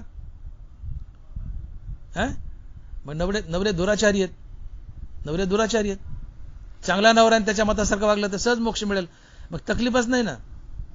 पण भगवान बी हुशार आहे ना. नवरा दुष्ट दुराचारी आहे, परिस्थिती प्रतिकूल आहे, त्याच्यात तुम्हाला नवरा सांभाळता आला पाहिजे, त्याच्या मतानुसार वागता आलं पाहिजे. ही तुमची सत्व परीक्षा आहे आणि मग मोक्ष आहे. इतक्या सहज किंवा फुकट तरी कसा मिळेल? पतीशी एकनिष्ठ आहात, चारित्र्य संपन्न आहात, पण जोडीला पतीच्या मताना सारखं वागा, जोडीला पतीच्या मतासारखं वागा, ही पतिव्रतेची व्याख्या आहे. पण नवरा दुष्ट दुराचारी, मग तुम्ही म्हणता आम्ही कसं वागावं, त्याच्या मतासारखं आम्ही कसं वागावं?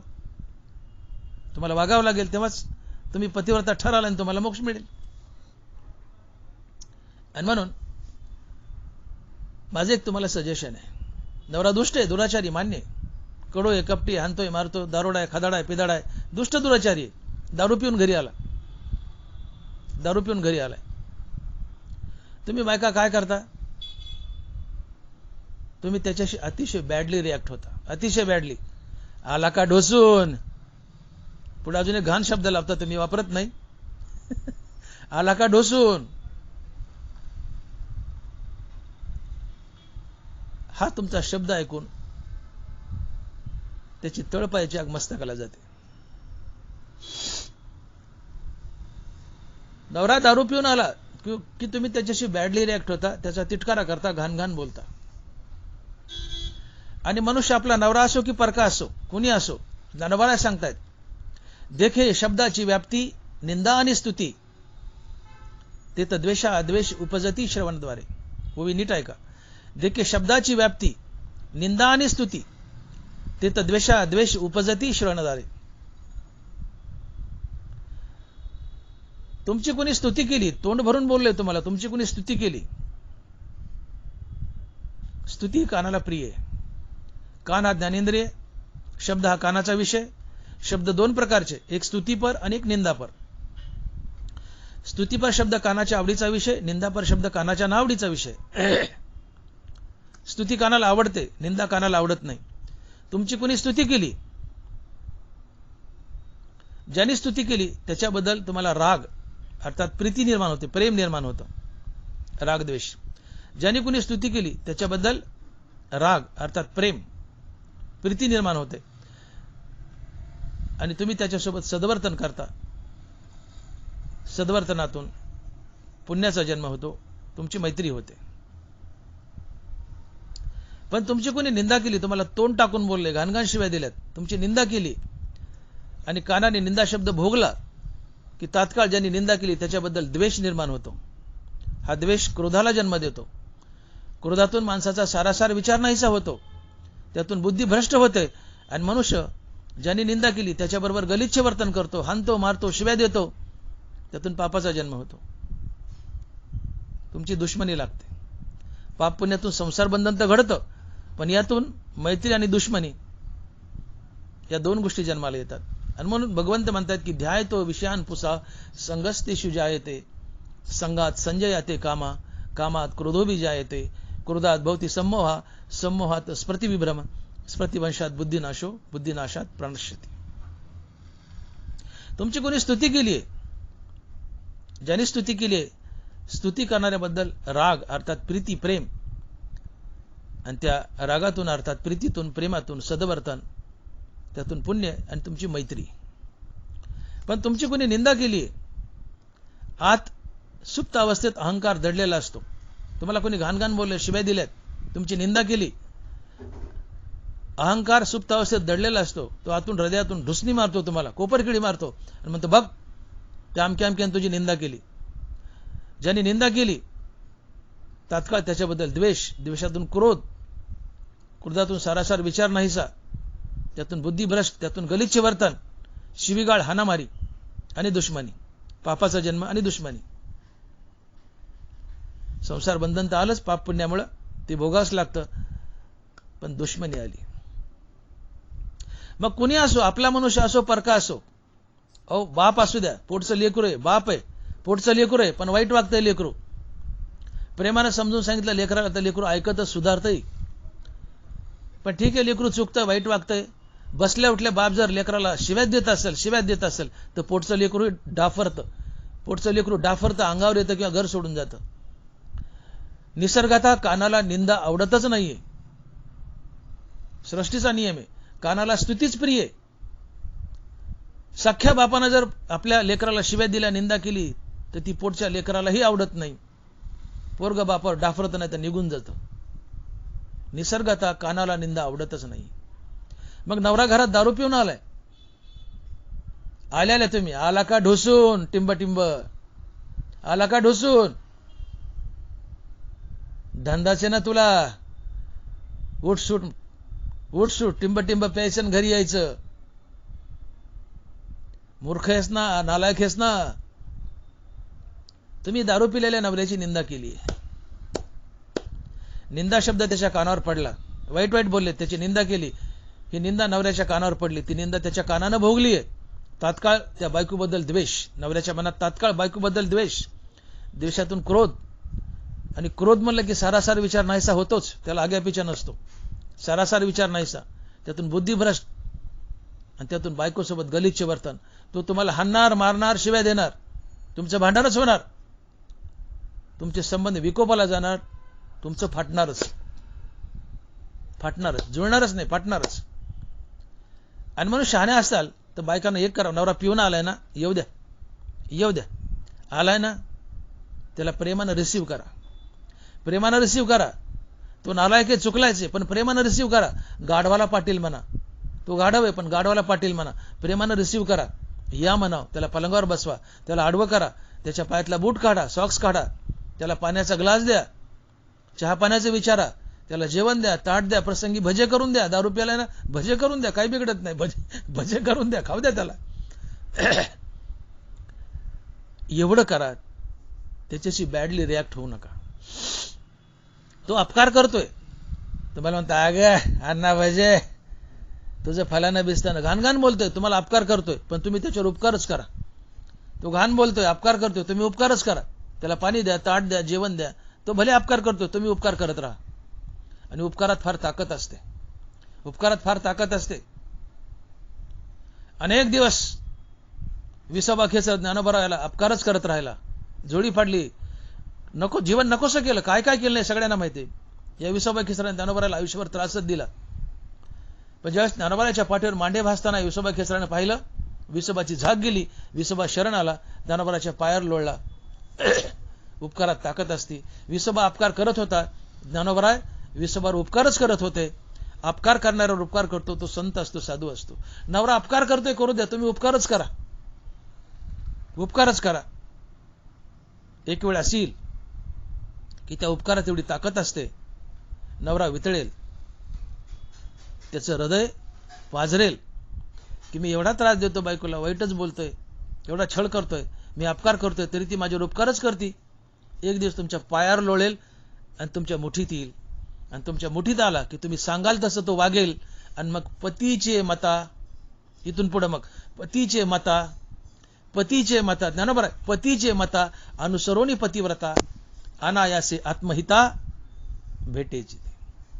अहो काय करतोय नवरा, करू द्या ना, करू द्या ना, काय छळ करील. तुम्ही नवऱ्याची बायको बनू नका, नवऱ्याची आई बना. अखिल जगातील पत्न्यांना मी ज्ञानेश्वरीतून संदेश देऊ इच्छितो, सगळ्या जगातल्या महिलांना, तुम्ही नवऱ्याची बायको बनू नका, नवऱ्याची आई बना.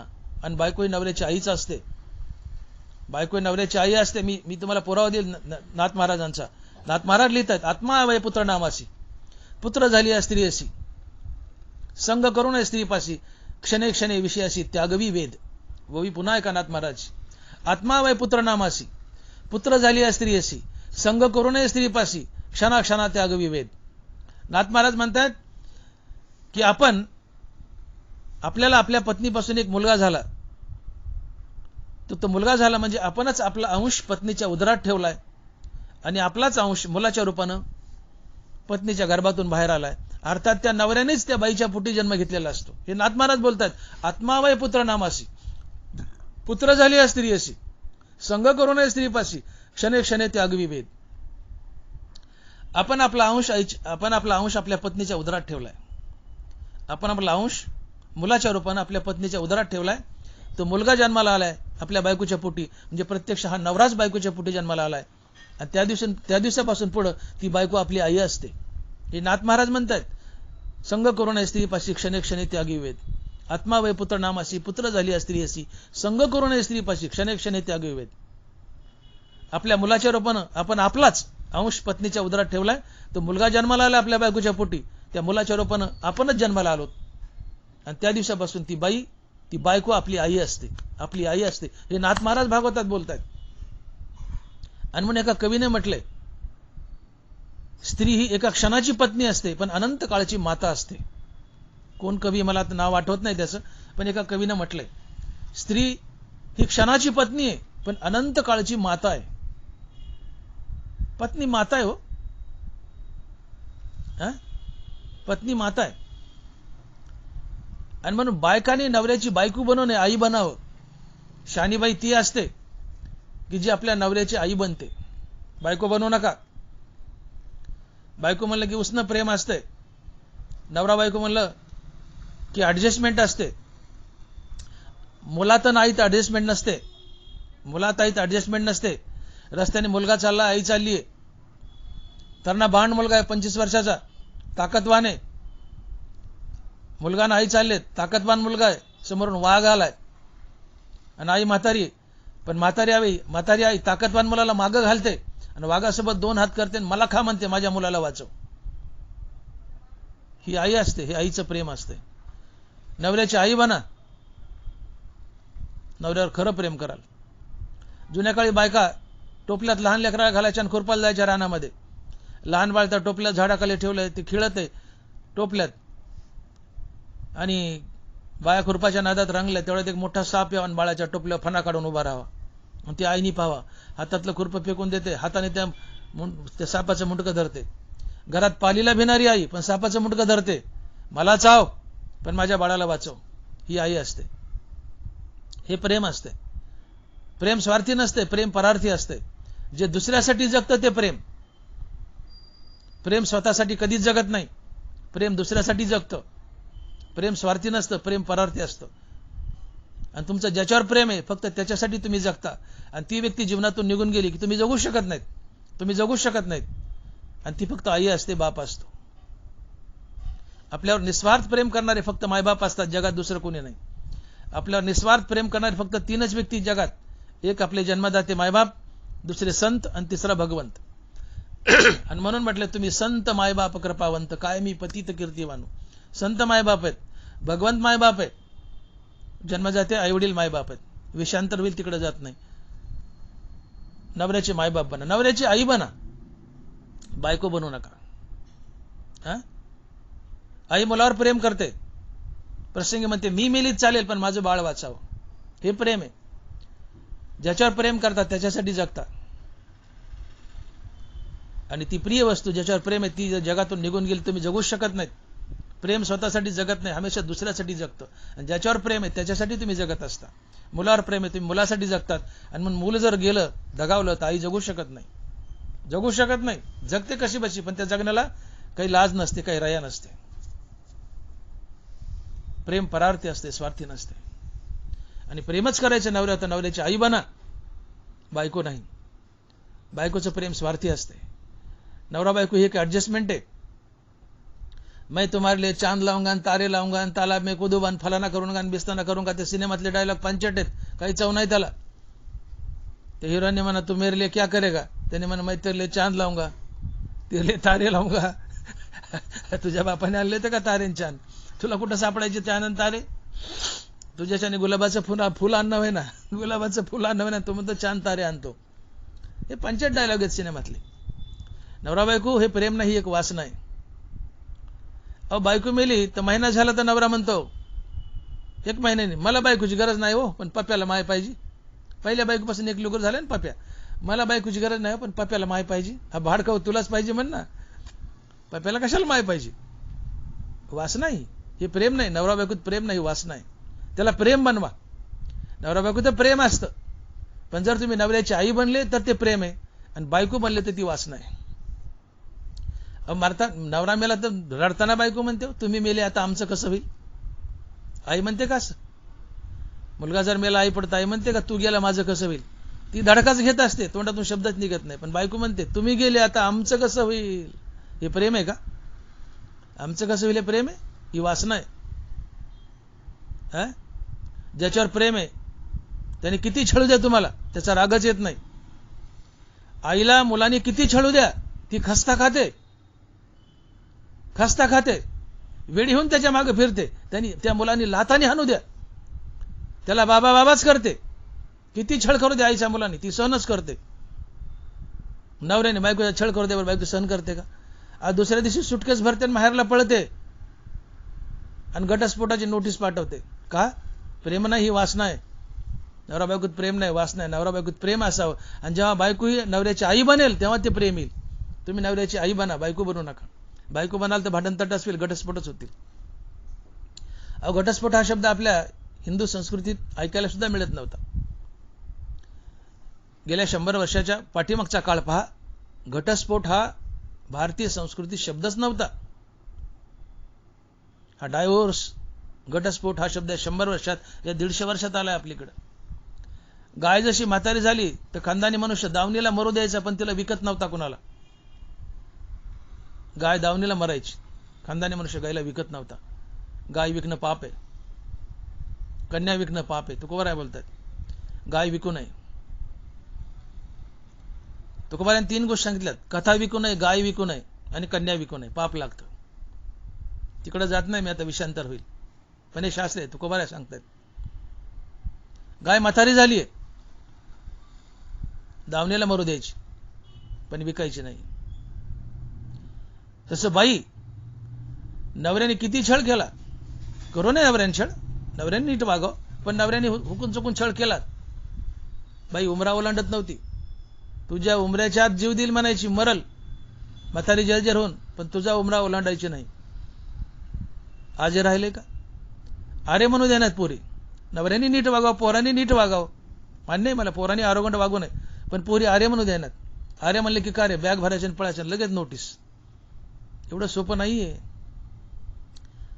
म्हणून नवरा बायको पती पत्नीचं नाते एक ऍडजस्टमेंट झाली, हे प्रेम नाही, ऍडजस्टमेंट झाली. बायको भाकरी घालते म्हणून नवरा सांभाळतो, आणि नवरा सांभाळतो म्हणून बाई भाकरी घालते. बायको भाकरी घालते म्हणून नवरा सांभाळतो, आणि नवरा सांभाळतो म्हणून बायको भाकरी घालते. ही एक ऍडजस्टमेंट झाली. हे प्रेम नाहीच आहे, ही ऍडजस्टमेंट आहे. आणि म्हणून नवरा बायकोत प्रेम असावं, नवरा बायकोत प्रेम असावं तर नवऱ्याची आई बना, नवऱ्याची आई बना. आणि बायको ही नवऱ्याची आईच असते. मी बोलून गेलो, आत्मा वय पुत्र नामासी, पुत्र झाली स्त्री असी, संग करू नये स्त्रीपाशी, क्षणे क्षणे त्याग विवेद. नाथ महाराज, एकनाथी भागवत. बायको ही नवऱ्याची आईच असते. आपल्यापासून आपल्या पत्नीला एक मुलगा झाला की त्या बाईच्या उदरातून आपलाच अंश बाहेर आलाय मुलाच्या रूपानं, तिथून पुढे ती आपली आई आहे. नसबंदी करायची गरज नाहीये. नाथ महाराजांनी ऑलरेडी नसबंदी करून टाकली आपली. कुटुंब नियोजन केलंय. आत्मावे पुत्रनामासी, पुत्र झाली स्त्री असी, संग करू नये स्त्रीपाशी, क्षणे क्षणे त्यागी वेद. वेद सांगतोय तुमच्या पत्नीपासून तुम्हाला एक मुलगा झाला, त्या मुलाच्या रूपाने तुमचाच अंश बाहेर आलाय. तुम्हीच जन्म घेतला त्या बाईच्या पोटी, बायकोच्या पोटी, तिथून पण ती तुमची आई आहे. संग करू नये स्त्रीपाशी, क्षणे क्षणे त्यागी वेद. कुटुंब नियोजन केलंय नाथ महाराजांनी, नसबंदी केली तुमची. आणि म्हणून स्त्री ही क्षणाची पत्नी आणि अनंत काळची माता आहे. तो कोण कवी मला आठवण आहे आता, पण ही इज रिअली ग्रेट. त्यांनी जे वाक्य वापरले ते नाथ महाराजच्या उवीला धरून आहे. स्त्री ही क्षणाची पत्नी परंतु अनंत काळची माता आहे. आणि म्हणून आपली पत्नी ही आपली अनंत काळाकरता माताच आहे. कोणत्याही पत्नीने आपल्या नवऱ्याची आई बनावं, पत्नी बनवू नये. तुम्ही आई बनवून बघा, नवऱ्याने किती छळ करू द्या, त्या छळामध्ये एक आनंद असतो.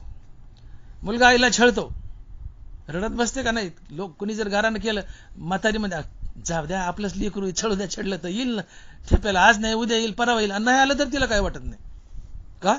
त्या मुलावर प्रेम आहे, जगते मुलासाठी. प्रेम प्रेम ज्याच्यावर प्रेम आहे त्यासाठी तुम्ही जगता. मुलावर प्रेम आहे, मुलासाठी जगता. मग तुम्ही नवऱ्यासाठी जगा ना. नवऱ्यावर प्रेम आहे तर नवऱ्यासाठी जगा. त्याने किती छळू द्या, तुम्हाला कंटाळा येणार नाही. नवऱ्याने छळू नये, छळू नये, त्यांनी नीट वागावं. पण छळलं तर तुम्हाला दुःख होणार नाही का? त्याच्यावर प्रेम आहे. मुलाने किती छळ, आईला दुःख होत नाही का? मुलावर प्रेम आहे. मग नवऱ्यावर प्रेम करा ना. नवऱ्याने छळ तर दुःख व्हायचं नाही. आणि नवऱ्यावर प्रेम करायचं तुम्हाला आई बनावं लागेल. आणि म्हणून नरबारांनी जो विषय मांडला की म्हणून पतीचे मता अनुसरोनी पतिव्रता, अनायासे आत्महिता भेटेची ते. की हे जे 4 विषय मांडले तुकोबारायाच्या अभंगाच्या पहिल्या चरणात, की स्वामी काज गुरुभक्ती, पितृवचन सेवापती, यातला जो चौथा मुद्दा आहे की सेवापती. चौथा मुद्दा काय? सेवापती. स्वामी काज गुरुभक्ती, पितृवचन सेवापती. हा जो चौथा मुद्दा आहे, सेवापती. पहिला मुद्दा मांडलाय, तुम्ही तुमच्या स्वामीचं, मालकाचं काम टंगळमंगळ न करता इमाने इतबारे करा, ही विष्णूची महापूजा आहे. गुरुची सेवा इमाने इतबारे करा, ही भगवान विष्णूची महापूजा आहे. आईवडिलाची इमाने इतबारे सेवा करा, त्यांचा शब्द पाळा, ही भगवान विष्णूची महापूजा आहे. तसं पत्नीने पतीची इमाने इतबारे सेवा करावी, त्याचा शब्द पाळावा, ही सुद्धा महाविष्णूची महापूजाच आहे. आणि पतीची सेवा करणारी बाई पतिव्रता असते.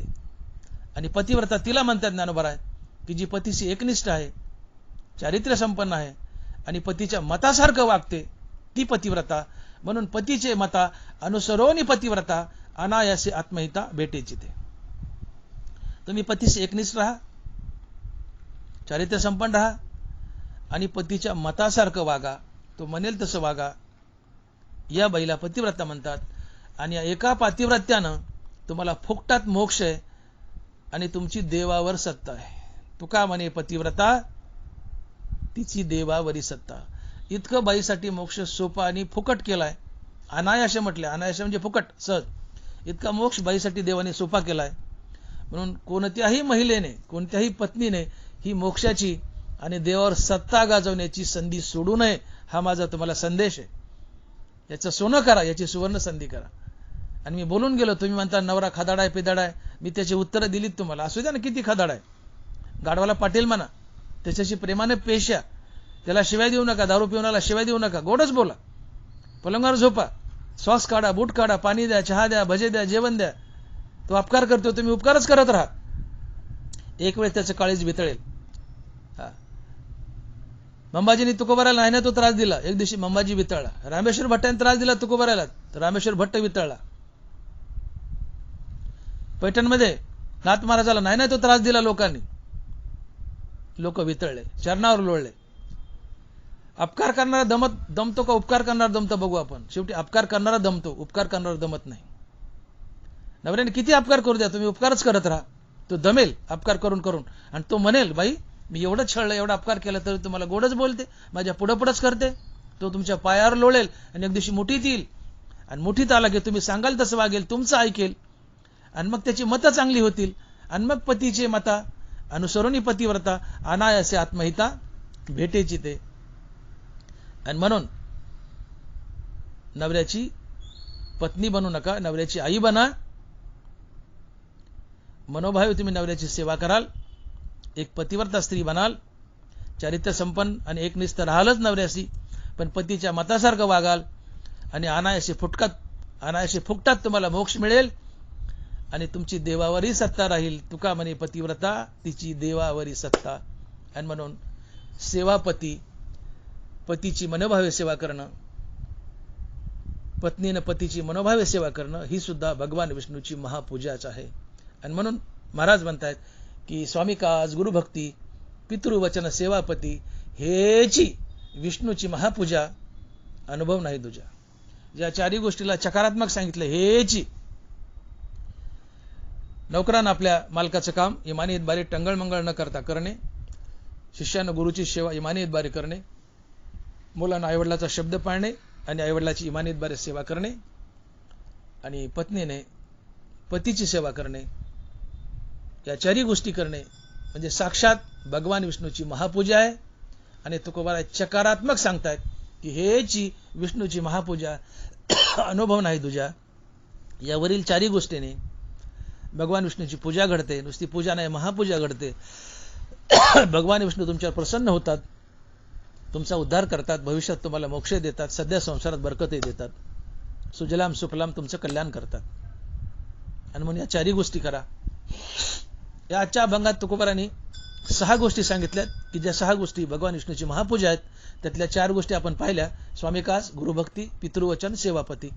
उरलेल्या 2 गोष्टी तुकोबारा अभंगाच्या 3ऱ्या चरणात सांगतात आणि महाराज लिहितात, सत्य बोले मुखे दुखवे अनेकांच्या दुखे. सत्य बोले मुखे दुखवे अनेकांच्या दुखे.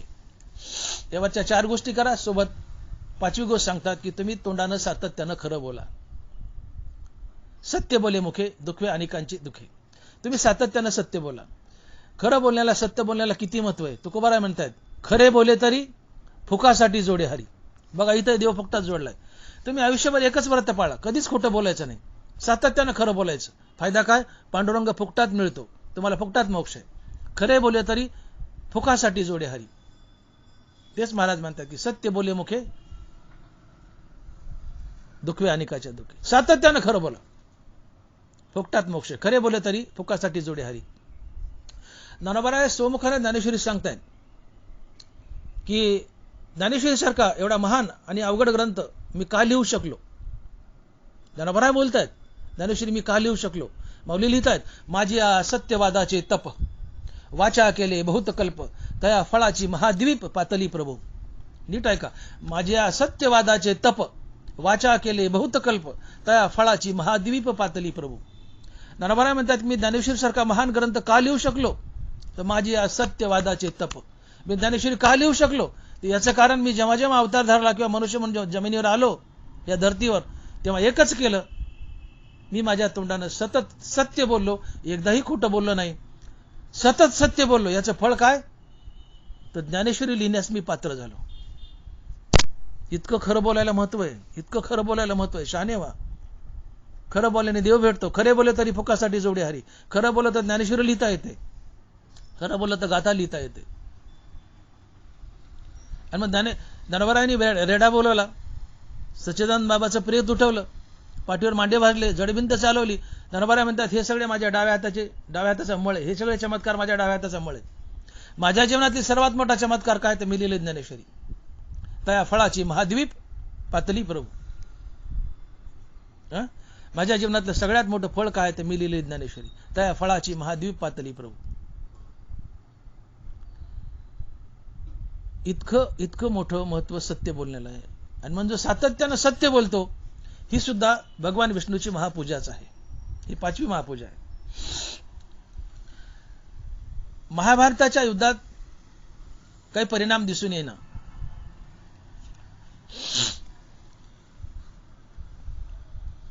अकरा दिवस झाले पांडव कौरव लढतायत, काही परिणाम दिसून येईना. भगवान कृष्ण युधिष्ठिराकडे गेले आणि युधिष्ठिर म्हणले, दादा. युधिष्ठिर मोठा होता, त्याचा मुलगा, पण दादा म्हणायचे, मोठा होता. भगवान कृष्ण देव वयाने लहान होते थोडे. भगवान श्रीकृष्ण म्हणाले, दादा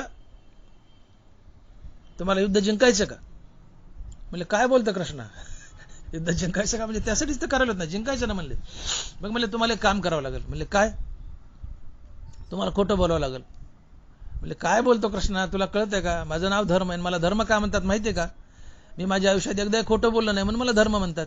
माझं नाव युधिष्ठिर आहे पण नाव पडे धर्म का, तर मी कधीच खोटं बोलत नाही. मी सातत्याने सत्य बोलतो म्हणून मला धर्म म्हणतात. म्हणले ते तुम्ही कुणी असा दादा, तो युधिष्ठिर असा नाही तर धर्म असा, तुम्हाला खोटं बोलावं लागेल. बोलणार आहेत का? युधिष्ठिर म्हणतो नाही. मग कृष्ण म्हणले मी चाललो, तुझा पराजय होईल म्हणले. ते थांब थांब म्हणले कृष्णा थांब. युधिष्ठिर म्हणतो थांब कृष्णा. देव थांबले. अरे म्हणले तू काय येण्यासारखं करायला, नीट सांग ना मला काही. म्हणले दादा तिकडं मोठे मोठे चिरंजीव आहेत, इच्छामृत्यू असलेले भीष्माचार्य आहेत, अश्वत्थामा चिरंजीव आहेत, कृपाचार्य चिरंजीव आहेत, रती महारथी आहेत. आणि जे चिरंजीव आहेत इच्छामृत्यू आहेत, ज्यांना मरणच नाहीये किंवा इच्छामृत्यू आहे, ते मेल्याशिवाय पांडव युद्ध जिंकू शकत नाहीत आणि त्यांना मारण्यासाठी तुम्हाला खोटं बोलावं लागेल. कसा बसा युधिष्ठिर तयार झाला. म्हणजे काय खोटं बोलावं लागेल? म्हणजे एवढंच बोलायचं की अश्वत्थामा हाता नरवा कुंजरवा. अश्वत्थामा नावाचा हत्ती होता आणि अश्वत्थामा द्रोणाचार्याचा मुलगा होता. आपा सोडायचे म्हणले की अश्वत्थामा मेला आणि हे द्रोणाचार्याला सांगायचं मुलगा मेला, या दुःखानं तो हातबल होईल, धनुष्य गळून पडेल आणि रथात बसेल, शोकाकुल होईल, युद्धच करणार नाही. त्यावेळेस आपण त्याला मारू. कारण आधी त्यांनी आपल्या अभिमन्यूला अधर्मानं मारले. गर्भामध्ये बहिणीच्या गर्भात सुभद्रेच्या चक्रव्यूहात शिरायचं शिकवलं पण बाहेर निघायचं शिकवलं नाही. देवाने मुद्दाम शिकवलं नाही. आपल्या भाच्याचं बलिदान दिलं कारण भाचा मारायचाच होता. आधी कौरवांना अधर्म करू दिला आणि मग पांडवांना उपसलं. बघा म्हणले त्यांनी अधर्म केला, आता तुम्ही अधर्म करा आणि युद्ध जिंका. म्हणले मग तो त्याच्यावर कानावर बातमी गेली द्रोणाचार्याच्या की फक्त तूच असा मनुष्य आहे या युद्धामध्ये की ज्याच्यावर तुझा विश्वास आहे, फक्त खरं बोलणारा तू एकटाच आहे म्हणले. तो तुझ्याकडे येईल म्हणले द्रोणाचार्य, तुला म्हणेल हे खरं आहे का, अश्वत्थामा मेलाय का? तर तू म्हणायचं हो मेलाय, पण हत्ती मेलाय का माणूस मेला हे माहित नाही. तर तू म्हणायचं मेलाय, हे त्याच्या कानावर जाऊ द्यायचं. पण हत्ती मेलाय का अश्वत्थामा मेलाय हे शब्द काढताना आम्ही ढोल वाजू हा शब्द कानावर जाऊ द्यायचा नाही. अश्वत्थामा हाता हे ऐकू द्यायचं पण नरवा कुंजरवा हे त्याच्या कानावर जाऊ द्यायचं नाही. ठरलं. भीमाने हत्ती मारला अश्वत्थामा. ही बातमी द्रोणाचार्याच्या कानावर गेली. द्रोणाचार्य शोकाकुल झाला, रडत बसला. आला युधिष्ठिरला म्हणतो मेला का अश्वत्थामा? तर युधिष्ठिर म्हणतो हो अश्वत्थामा हाता. पण पुढे मला नरवा कुंजरा, तेव्हा ढोल वाजले. अश्वत्थामा हाता हे वाक्य कानावर जाऊ दिलं द्रोणाचार्याच्या, पण पुढे म्हणतो नरवा कुंजरा, तेव्हा ढोल वाजवले. हे वाक्य कानावर जाऊ दिलं नाही. पुढचा अर्ध नरवा कुंजरवा. शोकाकुल रथात बसलेल्या द्रोणाचार्याला त्या दृष्टद्युम्नाने येऊन मारलं, तलवारीने मुंडकं छेदलं, त्याचे तुकडे केले. उभ्या आयुष्यात एकदाच अर्ध खोटं आणि ते देवाच्या म्हणण्यावरून, मुद्दा लक्षात घ्या. उभ्या आयुष्यात युधिष्ठिर कधीच खोटं बोलला नाही. एकदाच खोटं बोलला, ते अर्ध खोटं बोललाय आणि देवाच्या सांगण्यावरून खोटं बोललाय. परिणाम काय झाला? स्वर्गारोहणाच्या वेळेस युधिष्ठिरच्या उजव्या पायाचा अंगठा गळून पडला. वदविले नारायणे मुखे धर्म, अंगुष्ठा त्या कर्मासाठी गेला. नारायणानं कृष्णानं बोलायला लावले, देवाच्या म्हणण्यावरून खोटं बोललाय, अर्धच खोटं बोललाय. आयुष्यात एकदाच आणि अर्ध खोटं बोललाय. एवढ्या खोटं बोलल्यानं स्वर्गारोहणाच्या वेळेस युधिष्ठिराच्या उजव्या पायाचा अंगठा गळून पडला. आयुष्यात आम्ही सातत्यानं खोटीच बोलणारी माणसं आमचं काय काय गळून पडावं. आणि म्हणून असत्यवाणी तुका म्हणे पापाचीच खाणी. असत्यवाणी तुका म्हणे पापाचीच खाणी. जो सातत्याने असत्य बोलतो तो पापाचे डोंगर उभे करतो आणि जो सत्य बोलतो तो भगवान विष्णूची महापूजा करतो. आणि मग सातत्यानं खरं बोला. खरे बोलले तरी फुकासाठी जोडे हरी, देवाची प्राप्ती होते. ज्ञानेश्वरी सारखा महान ग्रंथ लिहिण्याची पात्रता येते. आणि मग सातत्यानं सत्य बोलणं ही भगवान विष्णूची 5वी महापूजा आहे. आणि शेवटची 6वी महापूजा आहे की दुखवे अनेकांच्या दुःखी. दुखवे अनेकांच्या दुःखी. कुणी दुःखी पिढी सापाडा, तुम्ही दुःखी व्हा. दुसऱ्याच्या सुखानं सुखावं, दुसऱ्याच्या दुःखानं दुखावं. दुःखी माणसाला मदत करावी. जे का रंजले गांजले त्याशी म्हणे जो आपुले, तूच साधू ओळखावा, देव तेथीची जाणावा. सातत्यानं गोरगरिबाच्या, दीनदुबळ्याच्या, दुःखी माणसाच्या मदतीला धावा. मदत करा. नडलेल्याची मदत करा. देवाने तुम्हाला सामर्थ्य दिलंय, धनद्रव्य दिलंय, ते गरिबासाठी वापरा. देव ऋणी होतो, त्याच्या हृदयातला दरिद्री नारायण ऋणी होतो. देवावर तुमचा उपकार होतो. तो उपकार फेडायला देव कुठतरी येतो, तुमच्या संसारात बरकत देतो, ते वाया जात नाही. आणि म्हणून दुःखी माणसाच्या दुःखानं दुःखी व्हा आणि त्याचं दुःख निवारण करण्याचा प्रयत्न करा. या 5 गोष्टी सांगितल्यात आणि ही 6वी गोष्ट आहे. या 6 गोष्टी सांगितल्या आणि या 6 गोष्टी म्हणजे भगवान विष्णूची महापूजा आहे. आणि म्हणून स्वामी कास, गुरुभक्ती, पितृवचन, सेवापती, याशिवाय सत्य बोले मुखे, दुःखी अनेकांच्या दुःखी, या 6 गोष्टी आपल्या जीवनात आणणं म्हणजे प्रत्यक्ष भगवान विष्णूची महापूजा आहे. आणि या 6 गोष्टी करण्याचा तुम्ही निश्चय करा. या निश्चयाचं बळ तुम्हाला नक्की फळ देईल आणि मुक्त करेल. या अभंगाच्या 4थ्या चरणात महाराज म्हणतात की निश्चयाचे बळ तुका म्हणे तेची फळ. निश्चयाचे बळ तुका म्हणे तेची फळ. आणि म्हणून या ज्या 6 गोष्टी मी वर सांगितल्या त्या 6 गोष्टी आपल्या जीवनात अवलंबावा, आपल्या जीवनात आणा. त्या गोष्टी आणण्याचा निश्चय करा. त्या गोष्टी जीवनात आणल्या की हे बळ आहे, तुमच्या वागण्यातलं बळ आहे, निश्चयाचं बळ आहे. तुम्ही हे 6 गोष्टी करण्याचा निश्चय केला, हे निश्चयाचं बळ आहे आणि हेच बळ तुम्हाला फळ देईल. काय तर हे बळ अर्थात या 6 गोष्टी करणं ही महाविष्णूची पूजा आहे आणि महाविष्णू या पूजेने प्रसन्न होऊन तुम्हाला मुक्ती देतील. आणि म्हणून या 6 गोष्टी करण्याचा निश्चय करा. हे निश्चयाचं बळ आहे आणि तुम्हाला या बळानं काय फळ मिळेल तर तुम्ही मुक्त व्हाल. आणि म्हणून महाराज म्हणतात की निश्चयाचे बळ तुका म्हणे तेची फळ. विठोबा रखुमाई, जय जय विठोबा रखुमाई, विठोबा रखुमाई, जय जय विठोबा रखुमाई, जय जय विठोबा रखुमाई. आणि म्हणून मित्र हो, संसार करा, जरूर करा. संसार करत करत परमार्थ करा. पण संसार करताना जागोजाग तुम्हाला तुकोबारांनी, ज्ञानोबारांनी अतिशय ढिलाई दिली आहे. परमार्थ सोपा केलाय. संसार तर जरूर करा, पण तो करत करत परमार्थ सोपा केलाय. काय अवघड आहे? तुकोबाराय म्हणतात की स्वामी कास, गुरुभक्ती, पितृवचन, सेवापती. तुम्ही जिथं नोकरीला आहे, सरकारी असो खाजगी असो, जिथं कुठं आहेत, मजूर आहेत, कुणी आहेत, आपल्या मालकाचं काम टंगळमंगळ न करता इमानदारीने करा. ही भगवान विष्णूची महापूजा आहे. शिष्यानं आपल्या गुरुची सेवा इमानियतद्वारे करावी, ही भगवान विष्णूची महापूजा आहे. मुलांना आईवडिलाची सेवा इमानियतद्वारे करावी आणि आईवडिलाचा शब्द पाळावा, ही भगवान विष्णूची महापूजा आहे. पत्नीने आपल्या पतीची इमानियतद्वारे सेवा करावी, ही भगवान विष्णूची महापूजा आहे. शिवाय मुखानं सातत्यानं सत्य बोलावं, ही भगवान विष्णूची महापूजा आहे. आणि दुःखी माणसाच्या दुःखानं आपण दुःखी व्हावं, समोरच्याच्या सुखानं आपण सुखी व्हावं, समोरच्याच्या दुःखानं आपण दुःखी व्हावं. त्याचा परसुखे जाय सुखावं, तू दुसऱ्याच्या सुखानं सुखी व्हावं आणि दुःखवे अनेकांच्या दुःखवे. दुसऱ्याच्या सुखानं सुखी व्हावं, दुसऱ्याच्या दुःखानं दुःखी व्हावं. जे दुःखी त्यांना मदत करावी, रजल्या गांजल्याला, दीनदुबळ्याला मदत करावी, त्यांच्या कामी यावं, ही भगवान विष्णूची 6वी महापूजा आहे. अर्थात स्वामी कास, गुरुभक्ती, पितृवचन, सेवापती, सत्य बोले मुखे आणि दुःखी अनेकांच्या दुःखे, या 6 गोष्टी करणं म्हणजे भगवान विष्णूची महापूजा आहे. आणि या महापूजेने भगवान विष्णू संतुष्ट होतात, प्रसन्न होतात, तुमच्यावर कृपा करतात, संसारात बरकत देतात, पण तुम्हाला शेवटी मुक्ती देतात. कारण हे करणं म्हणजे निश्चय आहे. निश्चय कठीण असतो. हे करणं म्हणजे निश्चय आहे. निश्चय हे बळ असते आणि निश्चयाचं बळ फळ देतं. काय तर तुम्हाला मुक्त करतं. आणि म्हणून आपल्या मुखामध्ये भगवान विष्णूचं नाव धारण करा आणि या 6 गोष्टी करा. तुम्हाला संसारात बरकत येईल, पण तुम्ही मुक्त व्हाल. आणि या 6 गोष्टी म्हणजे कोणत्या? स्वामी कास, गुरुभक्ती, पितृवचन, सेवापती, सत्य बोले मुखे, दुःखी अनेकांच्या दुःखे, या 6 गोष्टी करणं म्हणजे तुकोबाराय सकारात्मक सांगतायत की हेची विष्णूची महापूजा, अनुभव नाही दूजा. ज्ञानेश्वर माऊली, ज्ञानराज माऊली तुकाराम, ज्ञानेश्वर माऊली, ज्ञानराज माऊली तुकाराम. जय विठ्ठल, जय जय विठ्ठल, जय विठ्ठल, जय जय विठ्ठल.